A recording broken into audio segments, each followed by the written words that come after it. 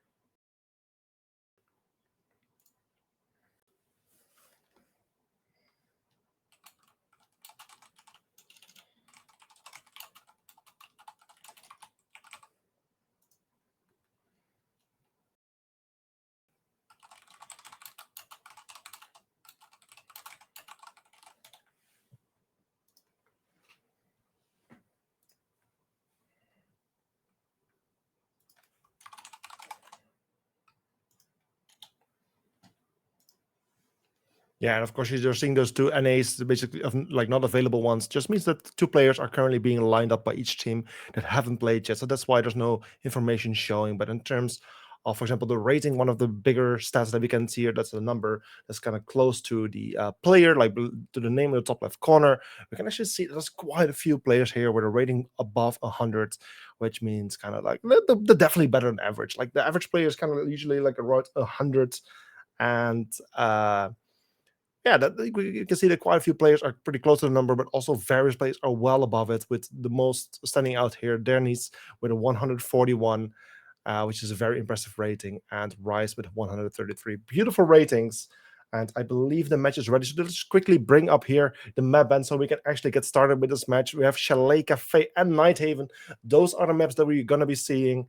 And that's basically what we'll be seeing. Chalet first picked here by the side of QuQ, and they will be starting on attack, I believe.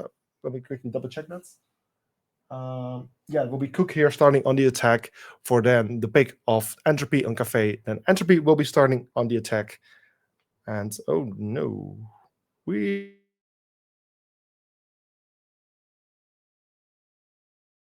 you still hear me, Linux?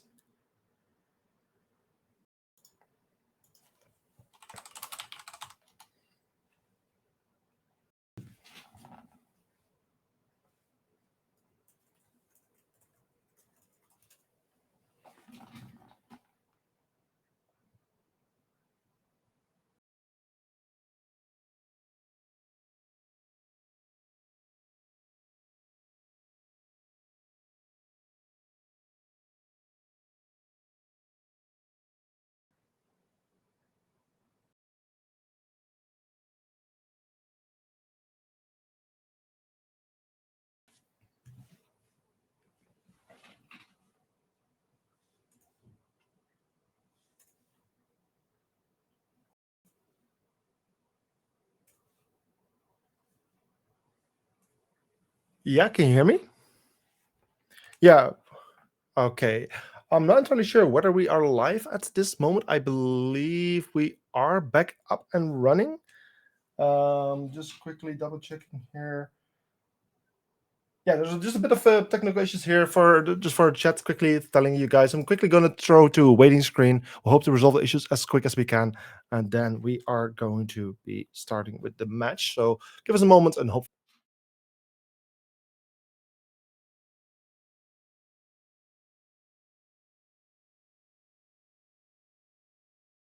And welcome back. Our biggest apologies here for these technical issues that we were experiencing. Talking about technical issues, switching back to the cameras. But here we go, straight into the game then. Apparently a very weird disconnect here on my end, but hopefully things are good now and will stay good. And also, of course, there was a problem that you couldn't hear my co-caster Lanix, but also that problem has been solved by now. So Lanix, let's hop into this first game of today. Chalet, walk us through the operator bands. Yes, so hey guys, to all of you who could not hear me before, I'm Lanex. I'm here to keep casting with both these nice teams. As we have Brava already taken out of the banned system, Mountain not coming as well. So very nice choices here by the teams. We're gonna have Entropy and MG, as we already talked before. We are going to not see Valkyrie, which is interesting as well. Always the team's targeting for banning those operators that can map out well situations, right? Those who can definitely acquire some information in different moments and stages of the rounds. So yes, so far so good on both sides, and let's see who's gonna be the fourth character not to come to the game, and it's gonna be Maestro in this first map. So yes, Entropy and MG getting ready for Chalet. Actions coming up.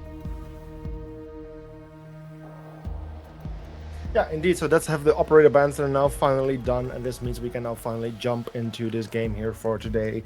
Maestro, one of the operator bans that we do not really see that often, but one that I actually do like, because of course some time ago he did get his buff, basically, where he got the extra Maestro Evil Eye, which just makes him so much stronger.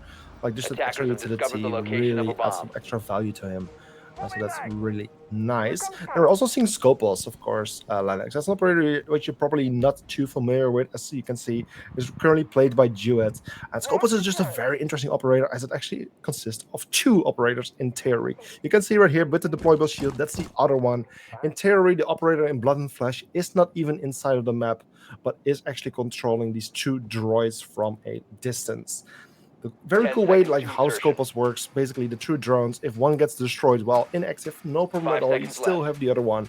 But if one of those gets destroyed, which is the active one, you lose full connection to them, and you cannot longer control any of them, and you can just use them as camera. But it basically means if one of the drones or droids gets damaged quite a bit, you can just decide to switch back to the other and be full HP on that one. Or if just things get too rough, he can just quickly almost teleport in a way, like teleport to the other droid, and he moves a little bit faster.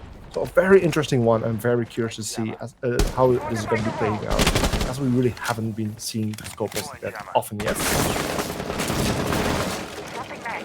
Yeah, let's see some of the seconds, some initial movement here. As you said, on the hands of Jouet. Let's see how he's gonna play from now on, and we have already the attempt. I don't know if I can hear the sounds of the game, but it's no, unfortunately not. No, it's nothing for okay. you. Sorry. All right. Okay. Well, it's all good. We're gonna have to check on the bullets and see how they're gonna be rolling here in the map, as we have already MQ again on the attacking side, and we see some initial effort by them to breach in. I'm seeing Kai is already in there, as we have a bullet already taking Dernis down. He was the first one to fall off on the side of MG. See how MG are gonna deal with that, both, because yeah, losing their strongest player on the trading side of things is gonna be tough for them. It is definitely a bit of a thing. The first operator log would be definitely useful for her as well to deal with certain bits of information, as she can use those logic calls to find information. And I believe she was also carrying those secondary EMP nades, which now have been lost as well. Very useful for the Termite to go for his breach. But luckily, Ash is also out there. Shot her grenade from a distance, which destroys the new jumper from below. And this allowed Termite to activate his Termite charge, which now is opening the wall. The second Termite charge is now coming out as well, which is also going to be attempting to open the wall. But once again, that's Gent as well. Actually, no, it's not Gent. They have already used it, but the wall is going to be over. Even with a kill, Mankind with a kill. And then we find out with another player falling on each side. Actually, it's going really fast right now. 2 versus 3, make that a 1 versus 3. If Bachi gets finished, he is injured. He could still be revived, but he is in a bit of a situation where the only player left standing on his feet is Afla at the moment. Yeah, Afla, to deal with this mess, it was a very intense back and forth kind of round, and we have, of course, the very nice and final bullets coming here with the replay as well. So it was, I would say, well built up, and the time played its role here for MG to actually be able to breach in and find those spots. And as you said, Ash staying alive in the end, helping the team to still have some kind of breaching power. As we move already into the second round, and the picks are in the screen, we see a little bit, I would say, like much of the same, with Jewett repeating his character, and again, Entropy choosing to go for almost the same standard kind of operators that they already had. So let's see how that's gonna play out. MG also keeping Ash, keeping Thermite, and repeating some of them. I would say to try now to keep their knees alive. Let's hope for that. If you are a fan of MG, of course you're gonna expect for that the stronger man on their roster, on their side, to try to do a little bit more on the second chance of play. Yeah, MG or MG QuQ, or QuQ as we should actually call them, because of course MG has multiple teams in this competition, 4 in total actually, which is actually insane for an organization to have that many teams, and actually that many good teams as well. But this is their QuQ team with a very iconic pan, like frying pan with the axe in it as their as a logo. But yeah, of course, a very nice round for them. One that might not have expected, given the prediction that we have seen before, which was very much in the favor of Entropy.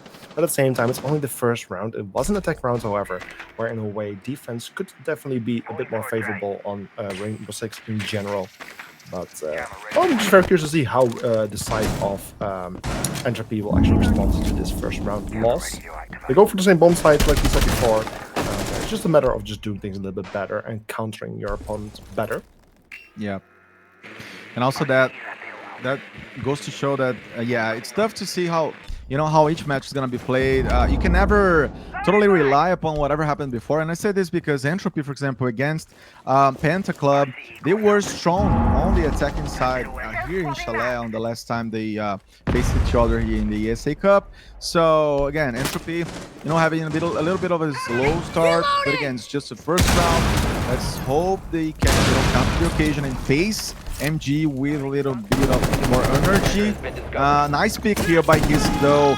On the flank, taking Larry down. It was, I would say, kind of an interesting surprise kill to favor Entropy and try to respond to what I just said. I mean, being stronger also on the defensive side of things already to not allow MG a lot of space to rob this map. Yeah, that's once again an attacker getting opening picked for this round here, and well, that's not a good thing here for the side of QuQ. They did manage to work around it for the previous round and still managed to win the round. We're now only 1 minute and 10 seconds remaining. I feel like the time management is not as good. We're seeing a kill coming up from Rise onto Beating and Mankai onto Jewett and Mankai onto Husky. That's a double kill there for the Twitch. We're now finding ourselves in an equalized 3 versus 3 situation with just under a minute. We can see the Twitch is very low in HP, and Kyron got injured and got finished there by the side of Veggie. Then also Derni's fallen into the hands of Afla, and this leaves Mankai all left standing with only 12 HP. Just a single shot will take him out, but he has 40 seconds. He has a bit of information that he can play with. If he can just find 1 or 2 kills, this could become very possible, but he will need to be very effective with these last 30 seconds. Yeah, Mankai coming from 4 new from the last round to this one, and I would say he's gonna have to fight for his life alone, the clutcher, to try to do something and help the team to step up to eventually through new, but there it is, Rise taking him down. There was actually a fast one. But it's tough, right, Bose? When you're just alone by yourself, you don't have a lot of information. You just have to roll around and try to find opponents. So he did his best. And we have a draw in the scoreboard. I would say it's kind of fair because Entropy had a very good start, right? They had a first pick. They found themselves in a better defensive setup. And again, we're ready for whatever MG was going to bring up after that. And I like the bunch of changes we're seeing now when it comes to the operators already, and the zombie to also protect some spots, and especially the bomb one. We see Mira, we see Castle. I mean, these guys are trying to reinvent themselves and like not being caught by surprise by MG. And MG on their hand, they're keeping much of the same, right? We see now a Buck, again, Buck and Ash. We always talk about the breaching power they got, but mostly the same load of operators when it comes to the last rounds to now. Let's see if that's going to pay off, right? I mean, they're trying to invest on the same kind of setup that already helped them on the first round. Yeah. And I was actually quickly just doing a little bit of a check here on the side of Wikipedia to see whether these two teams have actually met each other before. And they actually have. And that's pretty recently as well. Both of these two teams played each other twice in the qualifiers for this very competition. Of course, the ESA Season 9 qualifiers. They have played each other twice, of which one actually being on this very map, by the way, Chalet. This Chalet, I believe this is the map pick of. Let me double check that. This is the map pick of QuQ. And that's actually very understandable because QuQ and Entropy played on this map before, and QuQ managed to win this map with a 4-7 score. So that was a pretty nice map there for the side of QuQ, and for that reason, it's very understandable that they want to take Entropy back here because they must feel very comfortable. But on the other hand, the other map that was played between these two teams was Nighthaven Labs, and that was actually won by the side of Entropy with a 7-3 score. And if our viewers actually remember correctly, Nighthaven Labs is going to be the decider map for this matchup. So if things go there, then of course Entropy is going to be feeling pretty good. But I definitely should stop yapping because there's just so many things already happening. We see 2 players losing their lives already on the side of Entropy. Make that 3 as Atkinson gets his second kill for this round. But also Dennis did lose his life. So then I'm just going to give it over to you. 2 versus 5 already within the first minutes. And then we can talk a little about the head-to-head again. Yeah, but I love, I love those conversations about the maps, about the picks. It's very good to see, for example, how this season on ESA Cup, the maps are pretty much balanced, right? We have a lot of picks, and we don't have like one map being overly picked or the opposite. As we see now, Duet taking Ethan down. It's gonna be tough for Beck. The last one alive, I'm gonna call him Beck. I don't know if you guys in the chat have another way. Becky.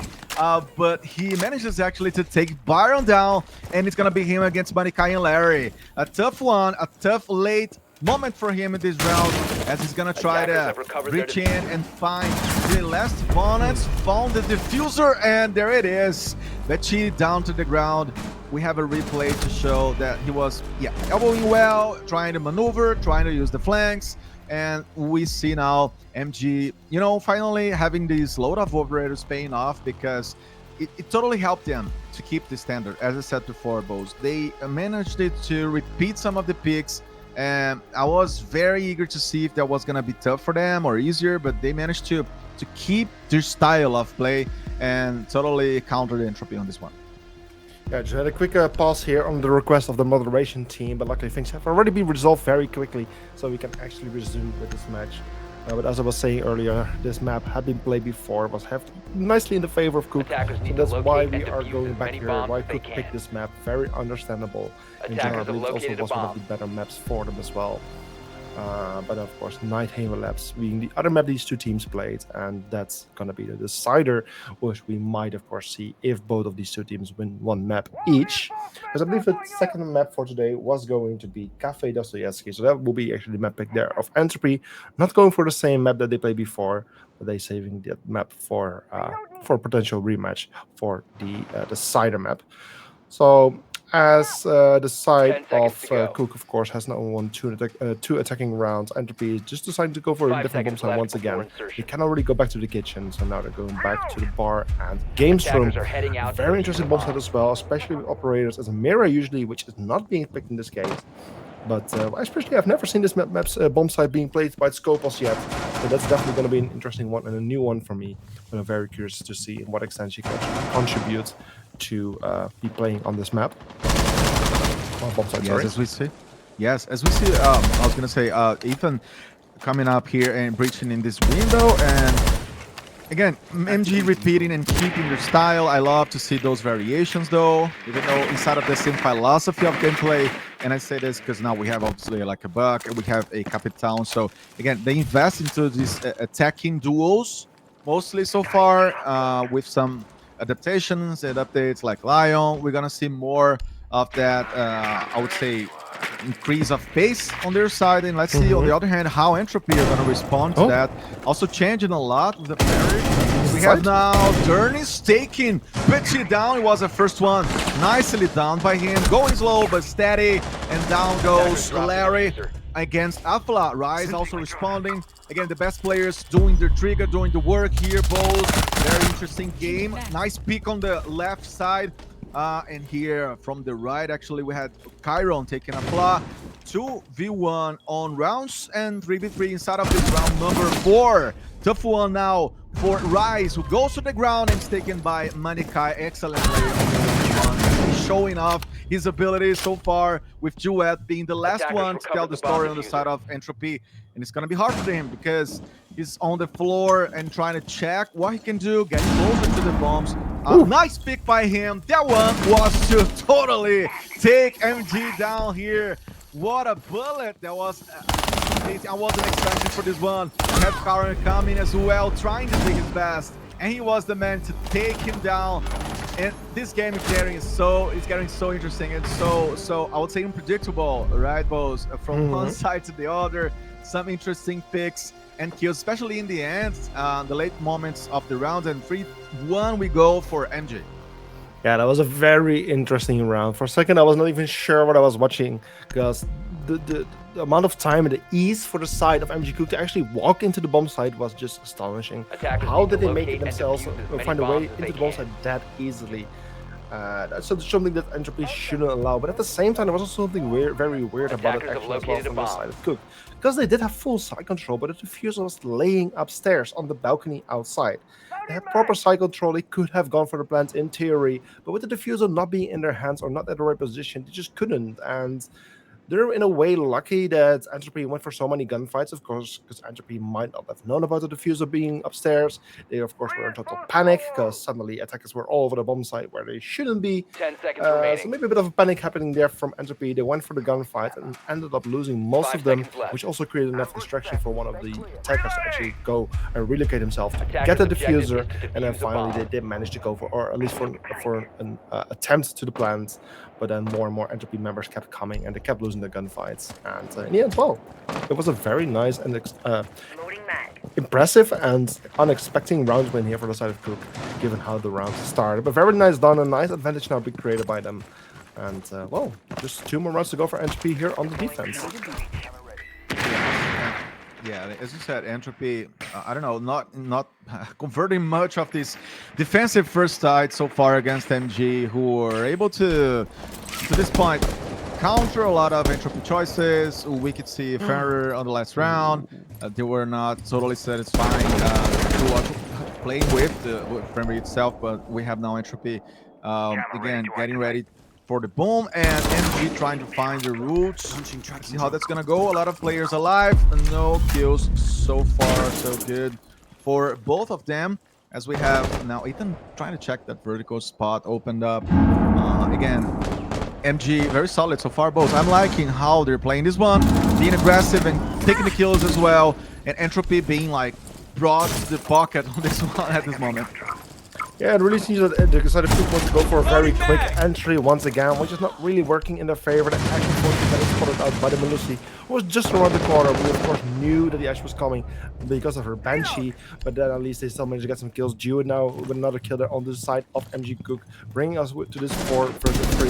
Attackers not really having established the ground control that they were looking for. Twitch currently being the closest one to the bomb site, where no one is really to be found because every single defender or most of the defenders are playing right above, where of course they can defend the bomb site from above. A very strong position for them to be in, which does get 1 kill, however, equalizes the man count, and now might have a nice opportunity to actually head into the bomb site. She is expecting the person to lay at the headshot. She finds a beautiful headshot. Larry with another kill there onto Jude, and suddenly everything is collapsing for the side of Entropy as they now find themselves 1 versus 3. Gets left hand. The position is known. He's going for the gunfight, but gets found by Larry. And this is yet again another round win here from the side of MG QuQ. Very unexpected given the prediction that we have seen, but I love to see it. Oh yeah, but that's you know, therein lies the beauty of esports. You can have expectations, you can have predictions. The community voted a lot as well here, but again, games played. You have to wait to see what's gonna happen. And MG totally annihilating Entropy so far, shredding them on the first, I would say, a bunch of rounds. Very cool work by them. Again, doing a good job on like staying solid and not allowing the space of the bomb to be breached in. And Entropy have not you know, they have not been able to trade a lot, as you said before. We're gonna see now a little bit of MG rolling again with the same kind of choices, not countered by Entropy. And Entropy, on my opinion, also lacking a little bit of Duet's power. It's a good player, it's a strong player. The team needs him, actually. Needs to do more. Let's see how that's gonna be kept. Let's see how that's gonna be played out. Excuse me. And if Entropy still has, I don't know, some room, some space to reverse this one. Yeah, this will be a very good moment for Entropy to actually start winning bomb. at least another round, especially on the defense. Masala, however, come back to what I said earlier. I did say that Siege in general is defensive favored, but if I'm Yeah. actually looking at the history here for ESA Cup Season 9 for this map in specific, it actually turned out to be attacking favor with a 62 percentage, which right now after this match is even increasing further if things continue like this. So that's actually very interesting. Attacking favor, this is something that we do see rarely on the Scorpio maps. But so far for Chalet, it is actually attacking favorite. So there's also very understandable and might explain why MG QuQ and is actually being quite successful on the attack here. But yeah, it would still be good if Entropy actually manages to win the round. But that's definitely not happening or not starting in a good way. As Rennick already is able to rush to this bomb site, not bomb site, building, find the kill. But luckily, Betch is with the response and finds a beautiful double kill headshot here to rectify things back in the favor of Entropy. Yes, Entropy now finally seizing the moment and keeping one man as an advantage when it comes to outnumbering MG. Let's see what MG is going to be able to do. As you can tell, Karen has a lot of information. It's all about deciding when to breach in. He's got the confidence, got the information. He's going to try to get this angle and pretty close to actually finding someone on the side of Entropy in a very, very interesting game that may change, I don't know, as we go towards the end. I say that because MG, in some recent matches, they almost lose control of the facts and whatever's happening when they are on the attacking side. So when they played against QuQ, it was a tough game. They were consistent pretty much all over the match, but then in the end, they had some, you know, a little bit of struggling moments. Let's see how they're gonna play this one against Entropy, and if Entropy can find a momentum from now on. As we see already, Manikai trying to find his bullets. We had Chiron trying to be out there. Too much of an exposure for him, and he was taken down.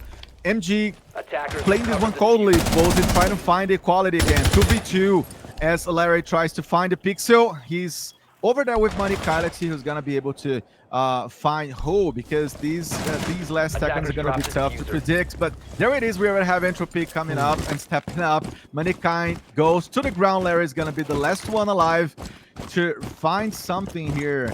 Is he gonna be able to find that within the time? Less than 30 seconds. Less than 30 seconds, two players standing, of which the 8 is very low, so one build easily turns this into 1 versus 1. But of course, it's not time because that's getting very low. At least he can find some shots out of the units. Unfortunately, no kill secured. Otherwise, that would have been the 1 versus 1, which we would have been looking for. And we need to be careful, however. But there's so many holes created here by the defense. Sophia just doesn't know where to look. In the end, gets found from a complete different direction. And finally, Entropy at least manages to secure yet another round, which brings us a 2-4 split, which I guess, if Chalet is this attacking favorite, it's a very good split for either of the two teams. Either of the two teams can really make it work. I mean, 4 rounds on the defense. You only need 3 defensive rounds here for the side of QuQ to end the match in their favor. But at the same time, Entropy now going to the offense, which in a way should favor them as well. And they only need 2 rounds to equalize the score. So both teams in a pretty decent situation here. Really workable for all of them. And well, this roll stop is really going to decide which team is going to be better on the map of Chalet. Activating jammer. Yeah, precisely. I would say Entropy has a more balanced side equation when we look into their attacking sides and defensive sides recently against opponents. Here, the ESA Cup, they're a team that you could expect for some level of recovery, regardless of the side they start on. But MG, they would be a team that builds better, you know, the defensive efforts. But here we saw much of the opposite, right? MG playing so toughly, so roughly on the attacking side, which was their starting side, to be fair. So far, you know, keeping the momentum, keeping control, grasping the game, and say, hey, we want to beat you guys on this map number 1 to eventually just get to the second map in a better spot. And MG now coming to this defensive side. Let's see how they're gonna play it this well, this one, and if they're gonna actually activate Ferry in a better way. Entropy was not able to use well this operator, so yeah, I'm eager to see how these things gonna, you know, be balanced here, both. Yeah, and I'm also very curious to see how QuQ will be playing on the defense, because on the offense they were actually fairly aggressive. We can even see Mankai QuQ being on a 10-2, so 10 kills, 2 deaths, which is very impressive. Well, with the side of Rise here, the Nets already rushing in very quickly, finding a kill there onto Dernies. That is a beautiful opening kill already, which definitely is going to be able to help Entropy. Now they are behind on points, of course. And the first operator that seems to be, or the second operator that seems to be contesting here on the defensive side is the Doc, who is now deciding to fall back a little bit. And when it comes to numbers, we're seeing now Larry taking Rise down. Let's see how that's gonna keep rolling here. But again, Entropy, a more collective team, right? You take a look at their assistant rates and stats. They are all usually working together, having better numbers. On the side of MG, we don't see that much. We see like more individual plays. We see some players like, as you said, Manikai doing a very good job. But usually it's more of an individual-driven kind of squad, apparently, as we have already Azami targeted by Demos. Let's see how that's going to play out. We see now a 4v3 on the favor of Entropy, trying to keep momentum. As I said, they found their second round to finally try to equalize against MG, who are looking pretty solid so far. For our friends who just and we see MG, you know, kind of worried, trying to work this one out to not allow Entropy to rise to the occasion. We have a very tough ending of the round here with this number of, you know, deaths on the both sides being equal, one to each side. And let's see how that's gonna go, both less than a minute on the clock. Yeah, I think so. It seems to have stalled a little bit, of course. And he has a nice man advantage with the time. It's starting to run now. They have 40 seconds remaining to do their job right now, and they need to find a way in. They have opened up the wall here towards the offense, and they have a nice entry point which they can use. Asher's using the Asher's to deal with some utility. Nades are going to be thrown here by Gridlock, and this will soon probably mark the moment they are going in. Just quickly getting a bit of information, knowing that the Azami is playing right around the corner. Ash getting a beautiful kill onto Eden, and this is a beautiful moment for them to head into the bomb site, especially with Larry also losing his life. This puts Kai in a very difficult position, a 4 versus 1, with the diffuser now being planted as well, so soon the time will start working against him. That's exactly what's happening. He does get a kill onto Jewett, which leaves him in a 3 versus 1 post-play situation, but he has to very little time. He needs to find 3 kills in order to safely defuse the diffuser, with the player exactly knowing where he is. It's just a matter of time, and indeed Afar then finds the last remaining player, takes him out, and secures yet another round here for the side of Entropy, the second on a row, which now puts the score on a 3-4, with Entropy now only being one round away from equalizing against QuQ. Yes, and what a good player Manikai is, right? We've seen him so far in many rounds being the last man alive, being such a nice, I would say, pick fighter. He's a good guy to find opponents, but alone is always tough.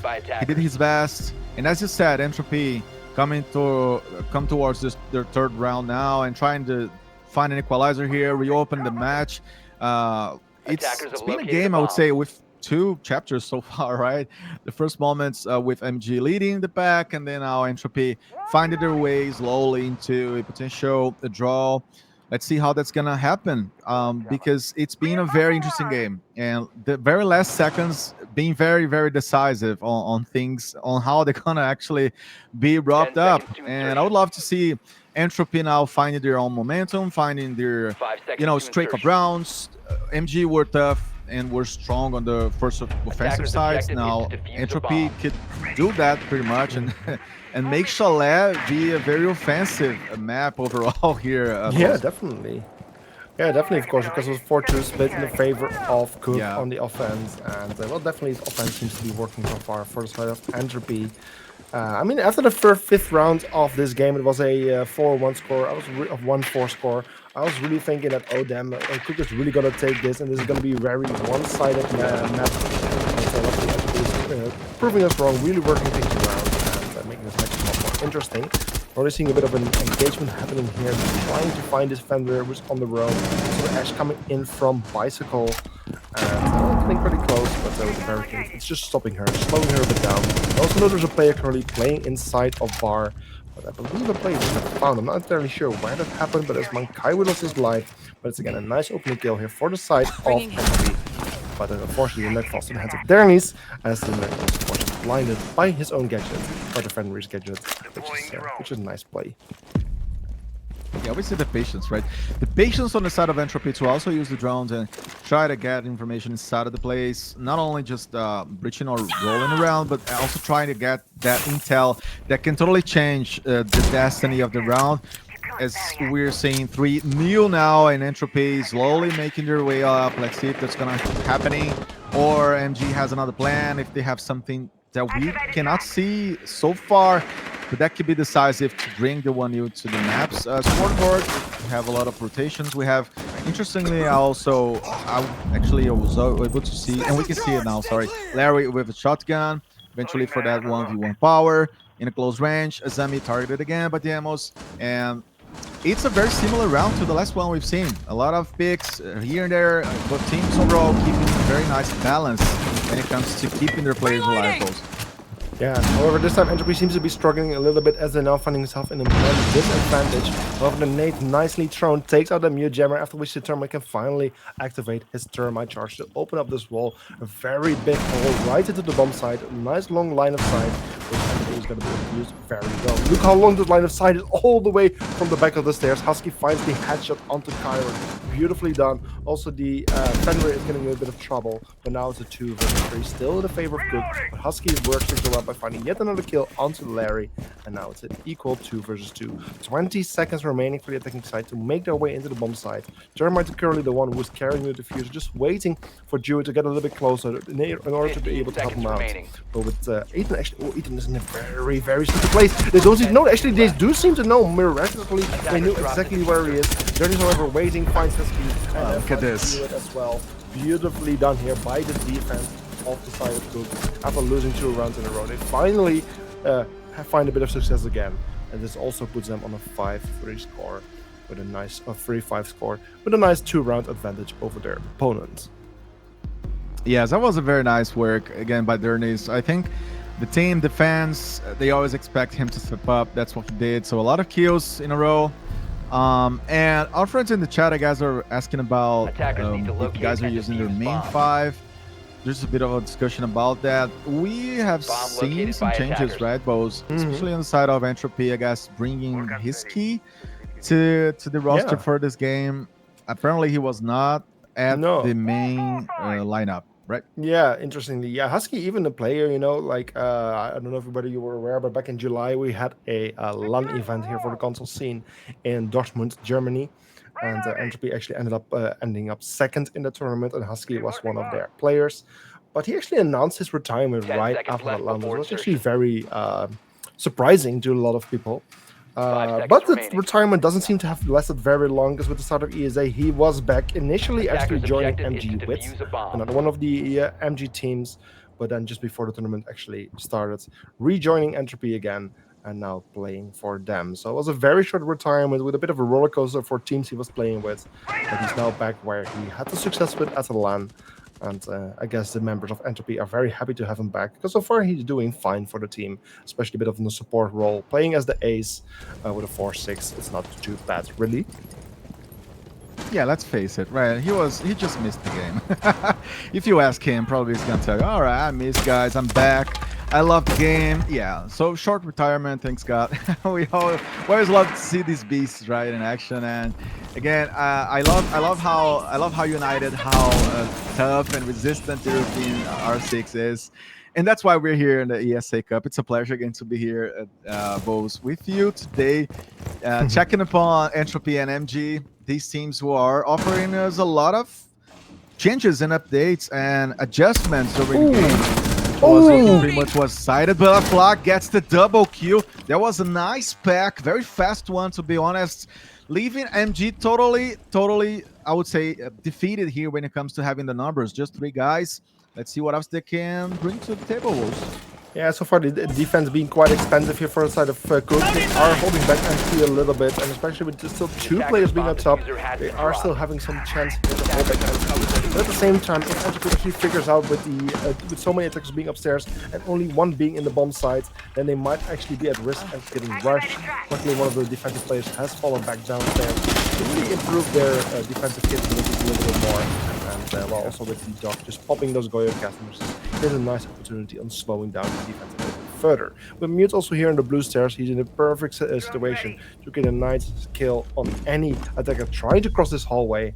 And also Kyron just waiting here in the lobby, sneakily by the fireplace, trying to find any player. And yes, he does. It's Betchy. He's coming in. He was even looking for the default camera, which he was trying to find, but it was a bit of a distraction. And then Larry with a kill onto Rise brings us to an equal 3-3. Yeah, and a bit of Yeah, a bit of cooled off from Entropy now, from MG, I'm sorry, to Entropy. Entropy was looking so solid, right, with those two first picks, and now everything is pretty much to a similar pattern on both sides, as we have a nice pick by Ethan, taking Duet down. There was a very fast one. Now 2v2, his key takes Ethan, and we're gonna see how things are gonna shake, because basically Entropy counts on Afla again, the man. Beast taken down though. His key was not allowed to be alive more. So MG, yeah, changing the pace and resisting and finding the final bullets. I'm sorry. That was a good job by them. That was a very, very good job to stay consistent, to stay focused and not lose, not lose your mind or your shit after everything bad happened. It was a rough beginning for them, but again, recovery power was there. And we could see them coming up. I love this, and they try to keep their pace into the end, right, Bose? It's essential to not let yourself go down because the opponent's trying to grow up.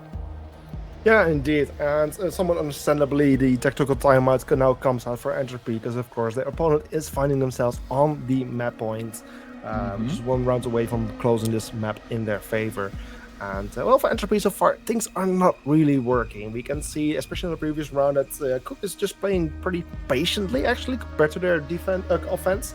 Just really waiting in corners, waiting to surprise the members of Entropy, and just really waiting for the members of Entropy to come at them rather than going for them. And this really seems to be paying off for the side of QuQ. We have seen various players just waiting in corners, hoarding angles for quite a long time, and just waiting, and this is really working, and Entropy is just not ready. In some cases they seem to know about the position, but the waiting player is in the advantage, as that player is just standing still and just ready at all time. And yeah, so far MG QuQ in a very good position after they now won 2 rounds in a row once again. So yeah, for Entropy this really means they need to win the upcoming 3 rounds in a row without losing a single round, if they want to have a chance to still win this map in the overtime. Because if they do not, then well, then we'll be going to the second map, and that's not the worst thing of all either, because of course this was the map pick of MG QuQ, so it's somewhat expected for them to actually win this round or this map, or at least having a bit of an advantage here. They picked it for a reason, but then of course we do go to the map pick of Entropy, which is going to be Cafe Dostoevsky, which is then the map right after this. Yeah, I love to see the double shotguns here on the hands of Kyron and Manikai. That's a lot of firepower, and I want to see how they're going to apply this.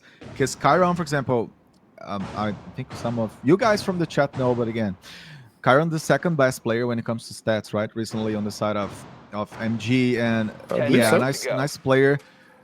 Nice KD, nice, nice stats, nice numbers, but all that comes down to how well you can play with the roster inside of the map, and they have been doing a very good job. I would say MG overall more consistent when it comes to kills. On the other hand, Entropy are losing a little bit of this chance of fighting together, as we usually have been seeing Afla and Rise just Duet, but not a lot of all the players. So yeah, each team operating and working on their own basis as we begin to see some of the intel gathering here, boys. Let's go to another round. 6-3. I wasn't expecting for this. Again, judging by the start of the map, I'll have seen or predicted MG already smashing Entropy because of how they, put things and how they set their early tones.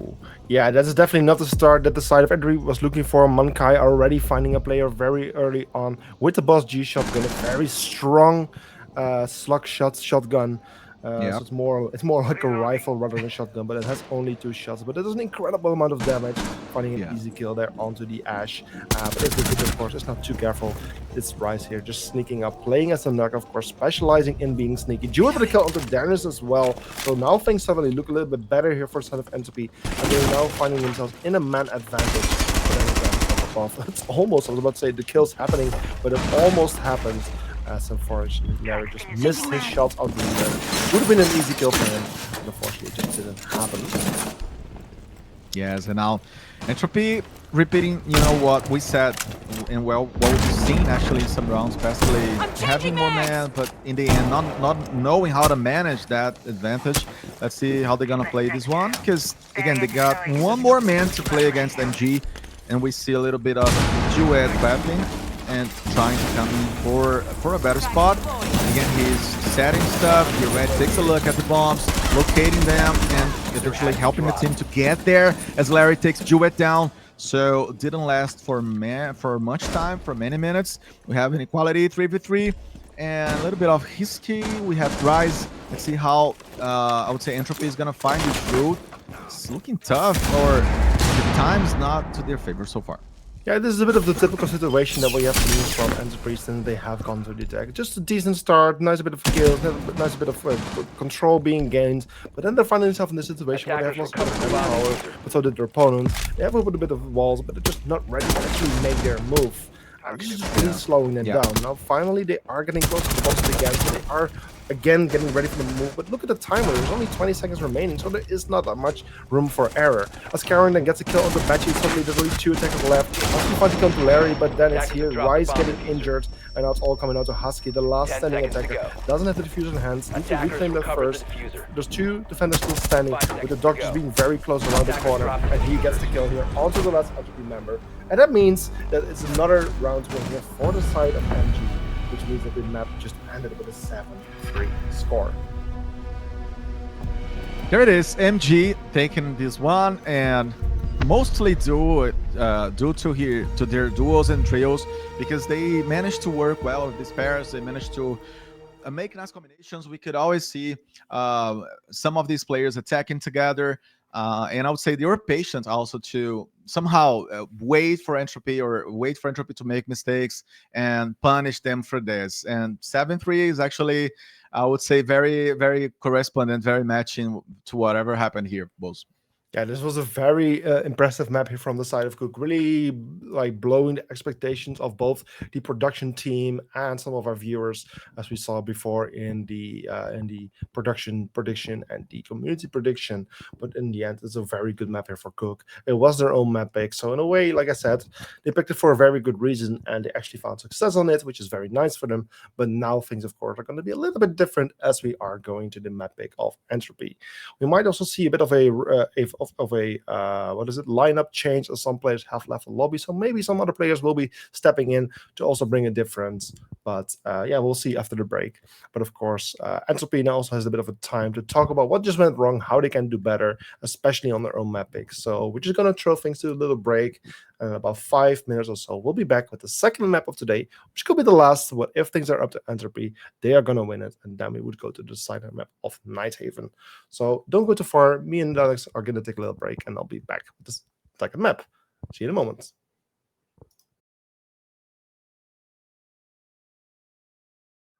And welcome back, ladies and gentlemen. After a short break, we're here back with the second map of today.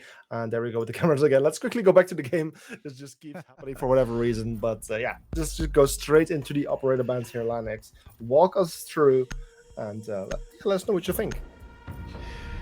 Yes, let's go. Let's see what's gonna happen. It's gonna be good to see the adjustments we have seen before. Mountain also banned for the first map as we go to Café Dostoyevsky, as he said. So now it's about how Entropy are gonna play this one, how they're gonna adjust against MG, who are for the most part the stronger side and doing better decisions, and yeah, being patient at the end. Rava banned again.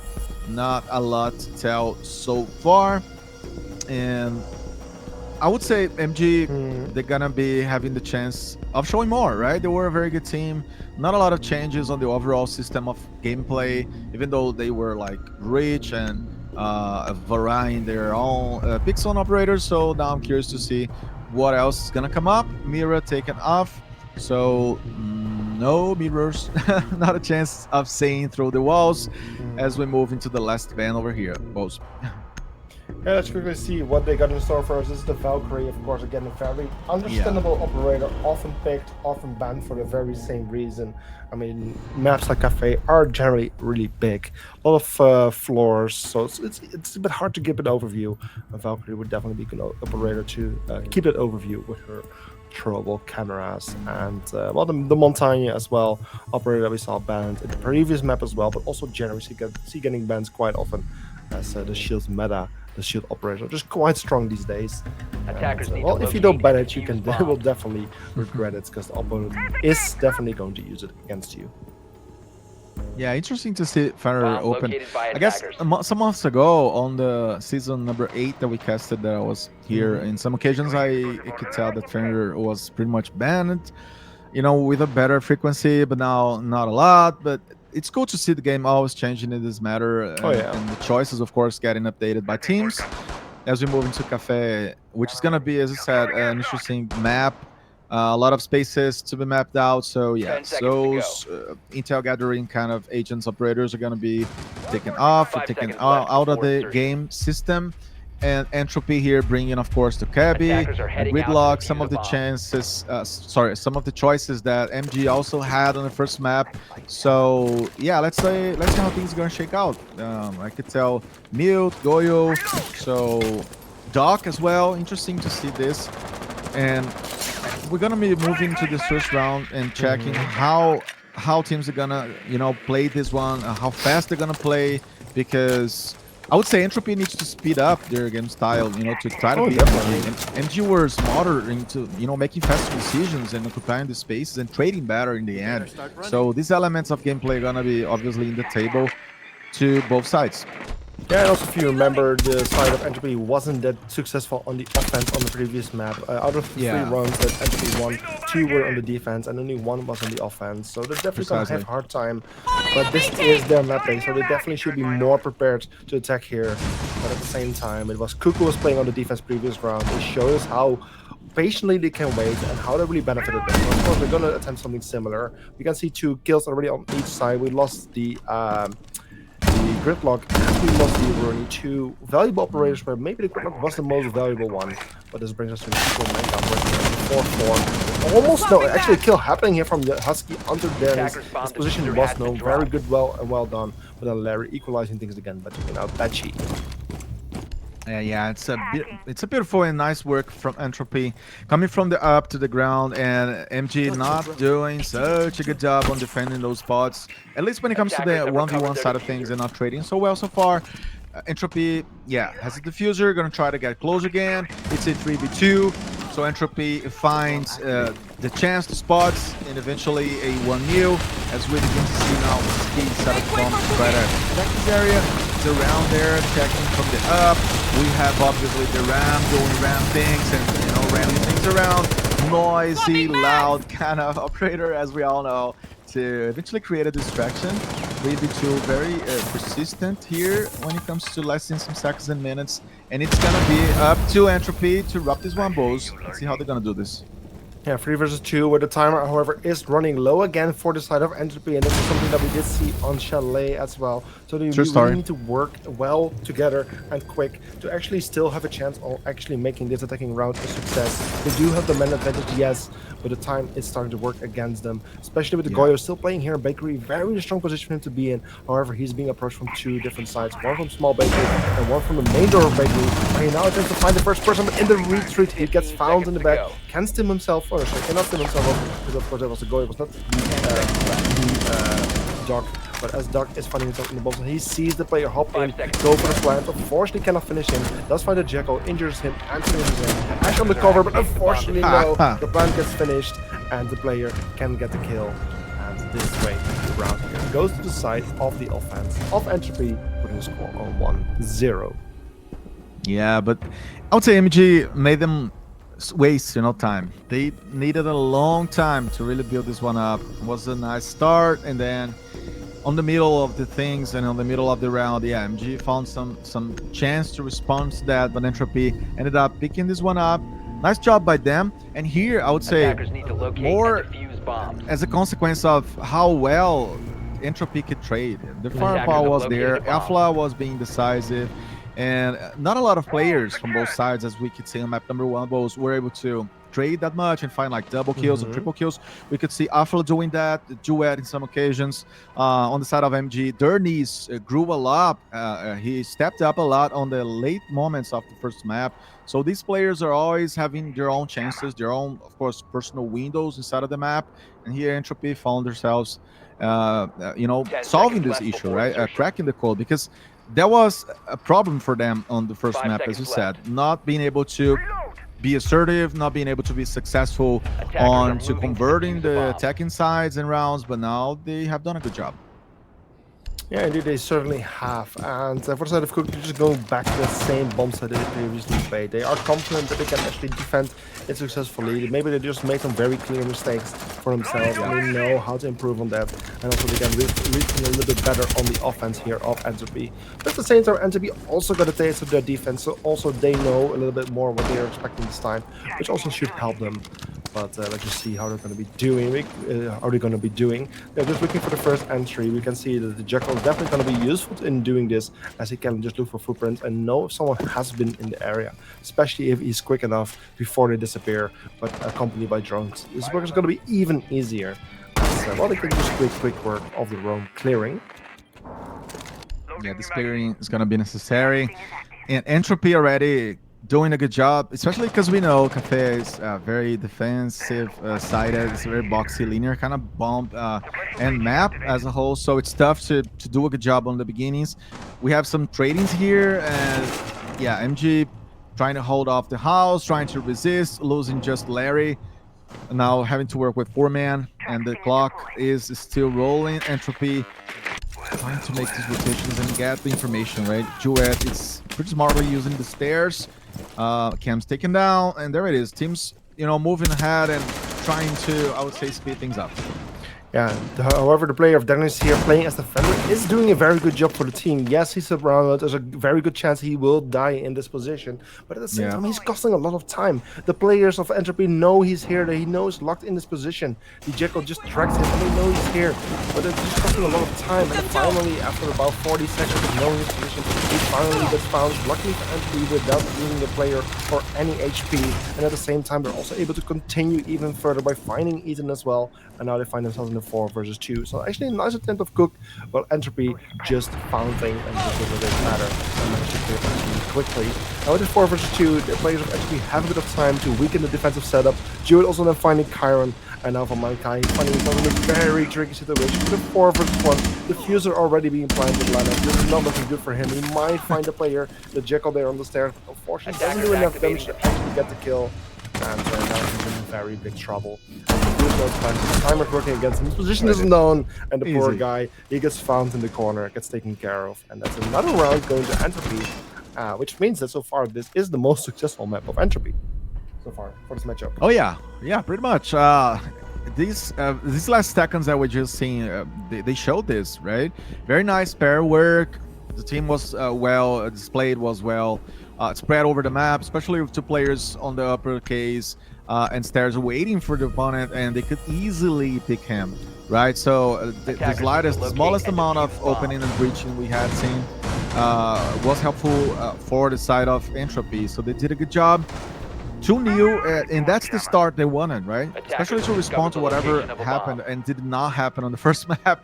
MG now facing, I would say, a more focused opponent, doing a good job on the attacking position. And let's see how that's going to roll, because MG, they have been looking not so good on trading.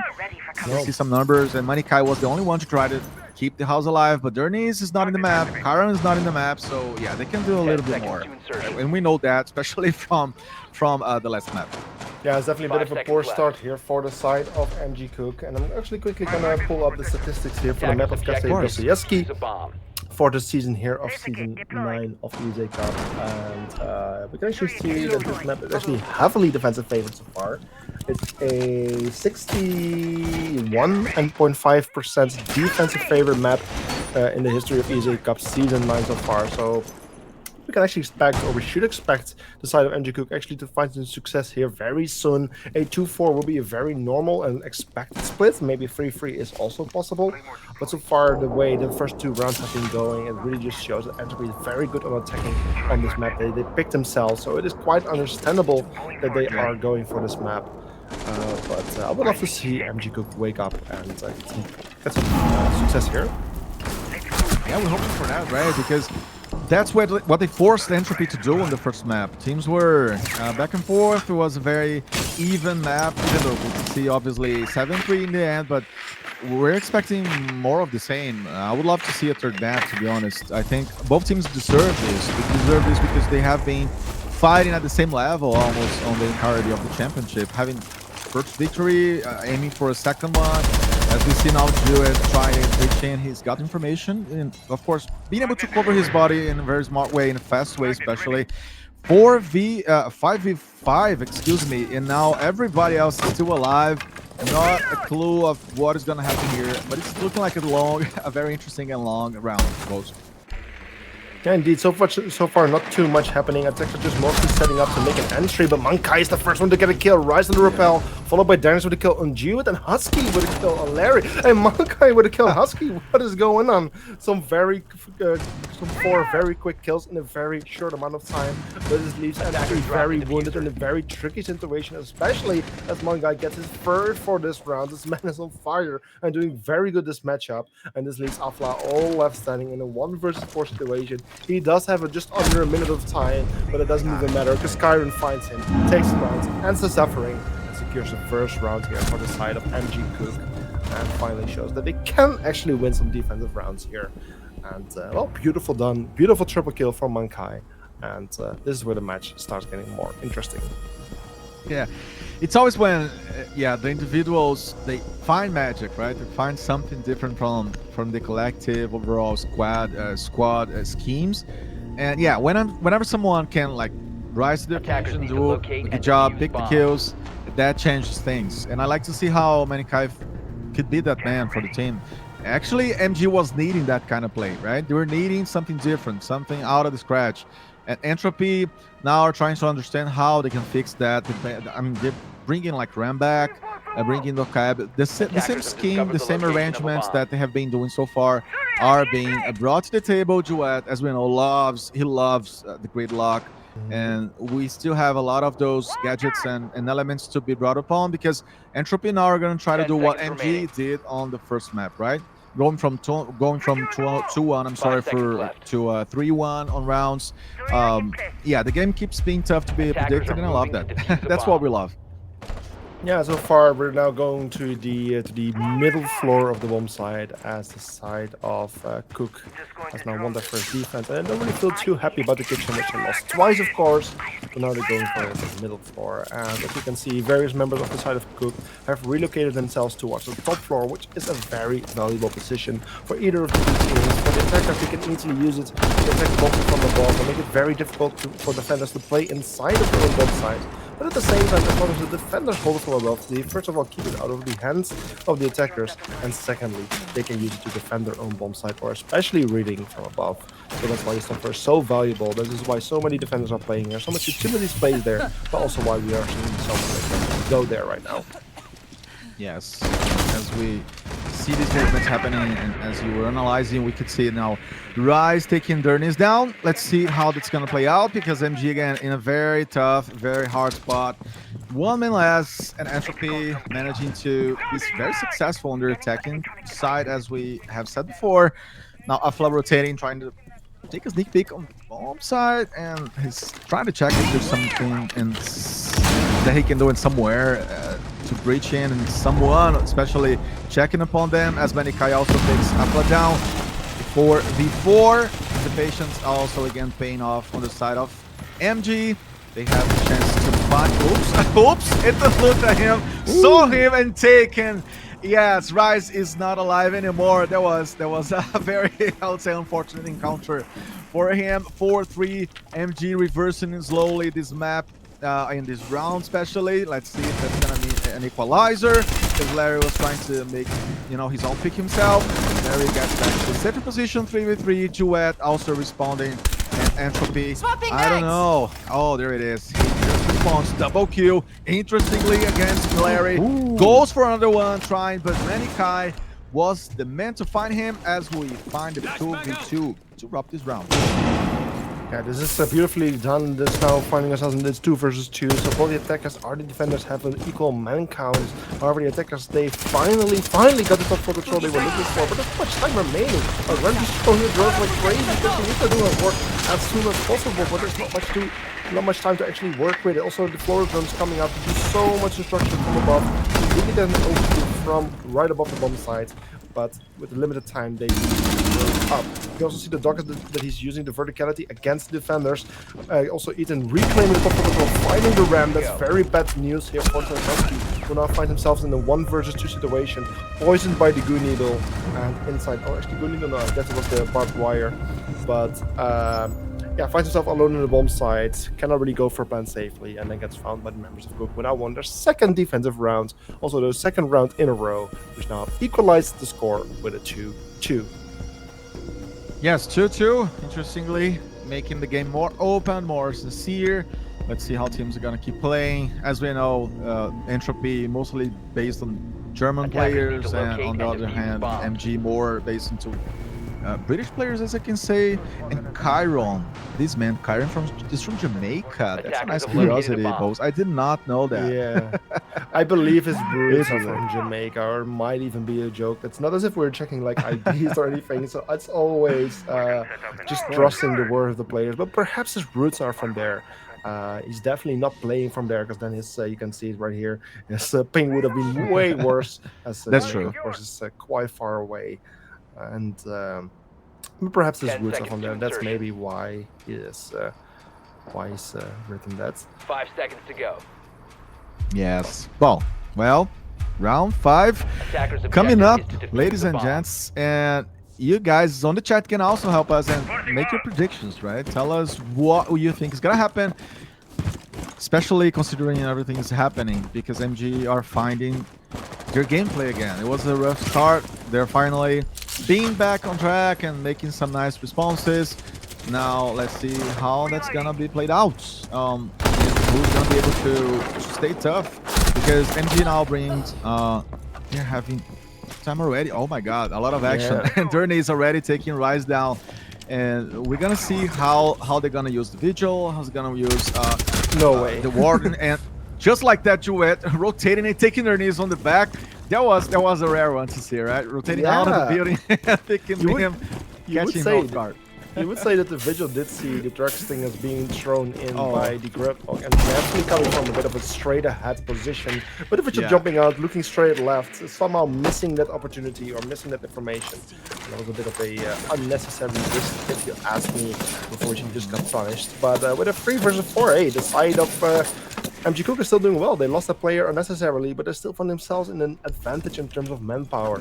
And with 1 minute and 40 seconds remaining, of course, there's still plenty of time for Entropy to do some work, to get some proper control. They now are only starting to get control over the ground, over the second floor, however, which is, well, the time management is not too great, especially with the defenders still roaming around, but that gets dealt with pretty quickly, as Jude then finds the headshot onto Eason, and therefore equalizing the man count. But this is also then the moment that the defender, or the attacker, will start destroying a lot of the floor. Because of course the floor is very valuable, creates the verticality, lines of sight into the bomb site that they can use in their advantage.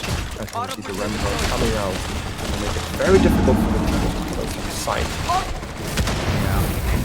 Effort on the side of this kill with the Ram, trying to get information from the up, as you said, coming from the vertical spot and floor to have that information and check whomever is there to try to protect the bomb.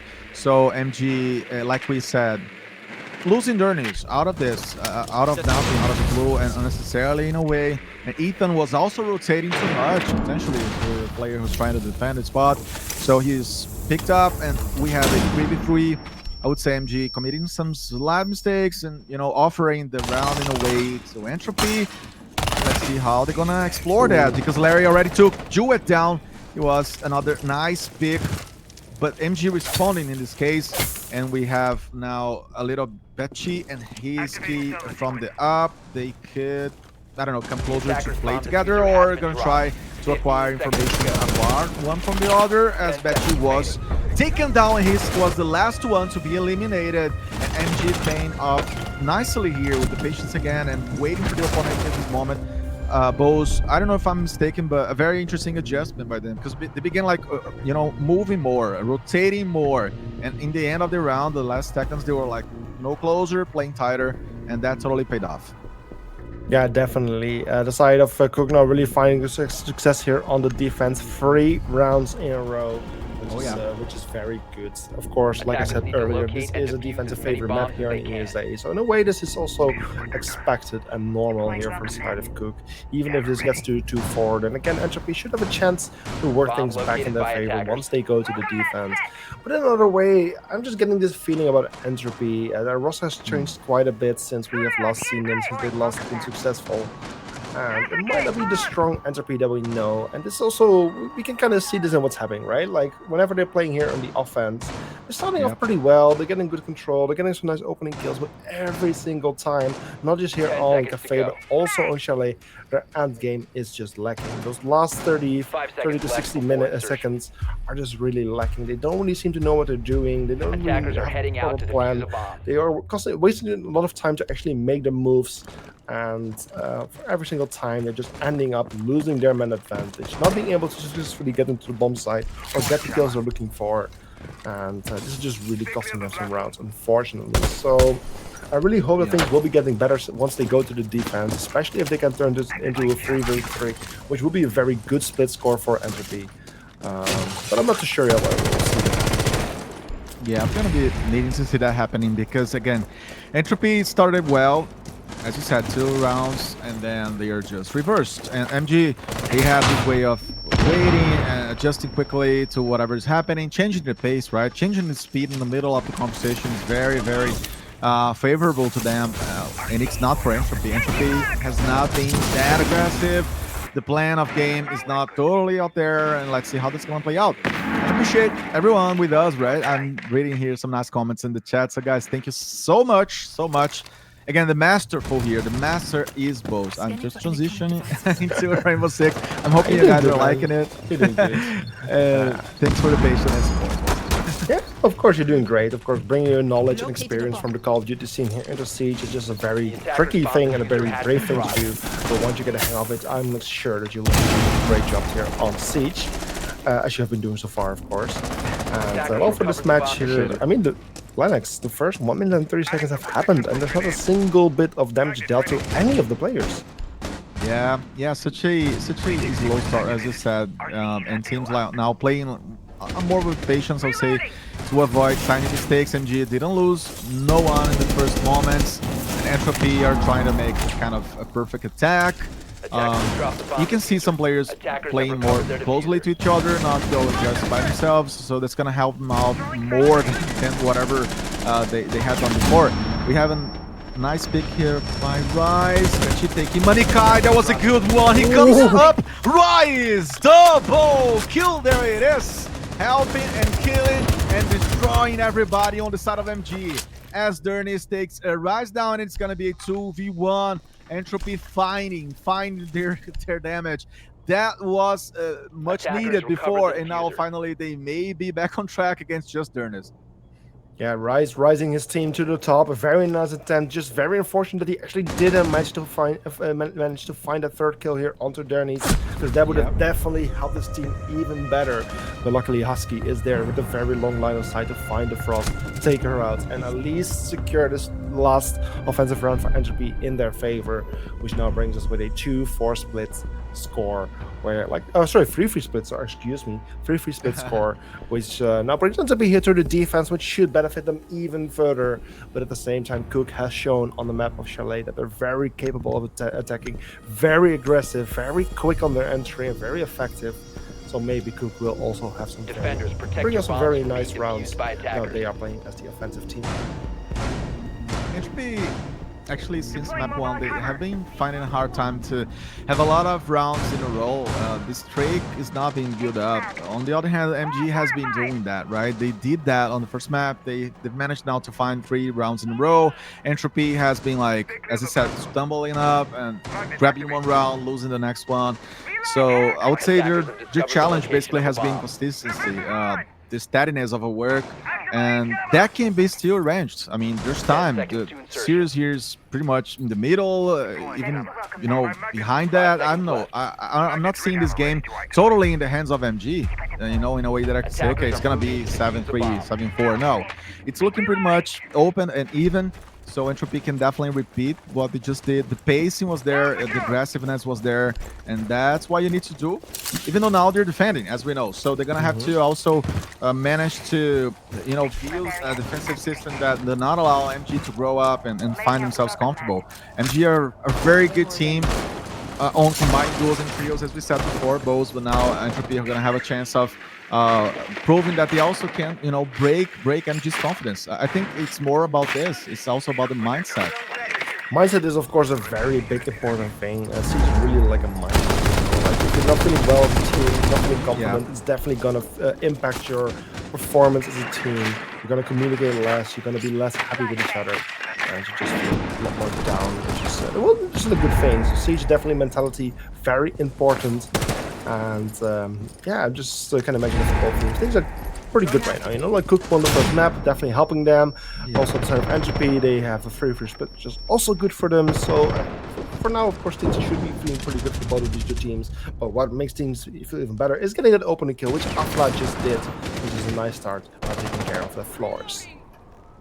Yeah, Larry down now. Let's see QuQ again being very, very much of a punisher against MG, and that's what Entropy needs. The guy punishes.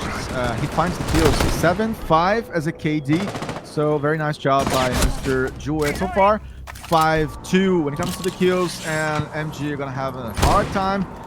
They are losing the hand, maybe. Lost the previous round. This one is looking tough as well, so only Dernis and Manikai to try to do something here, but Manikai seems to be at the right spot. It's all about finding the line of fire to eliminate all of the Entropy players. He was there, Manikai taking Afla. 4v2 now. It's going to be a very interesting finish of a round, both.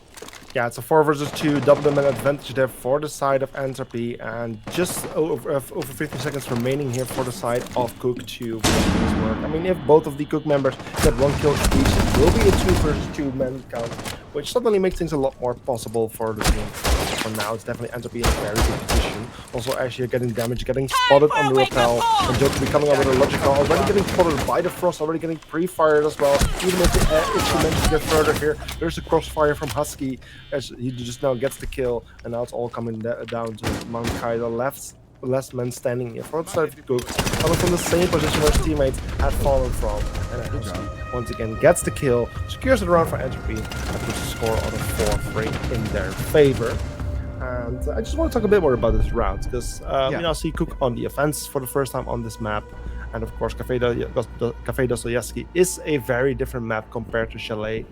But we're seeing something that we didn't see on Chalet, and that's actually Entropy being able to prevent QuQ from making a proper entry into the map.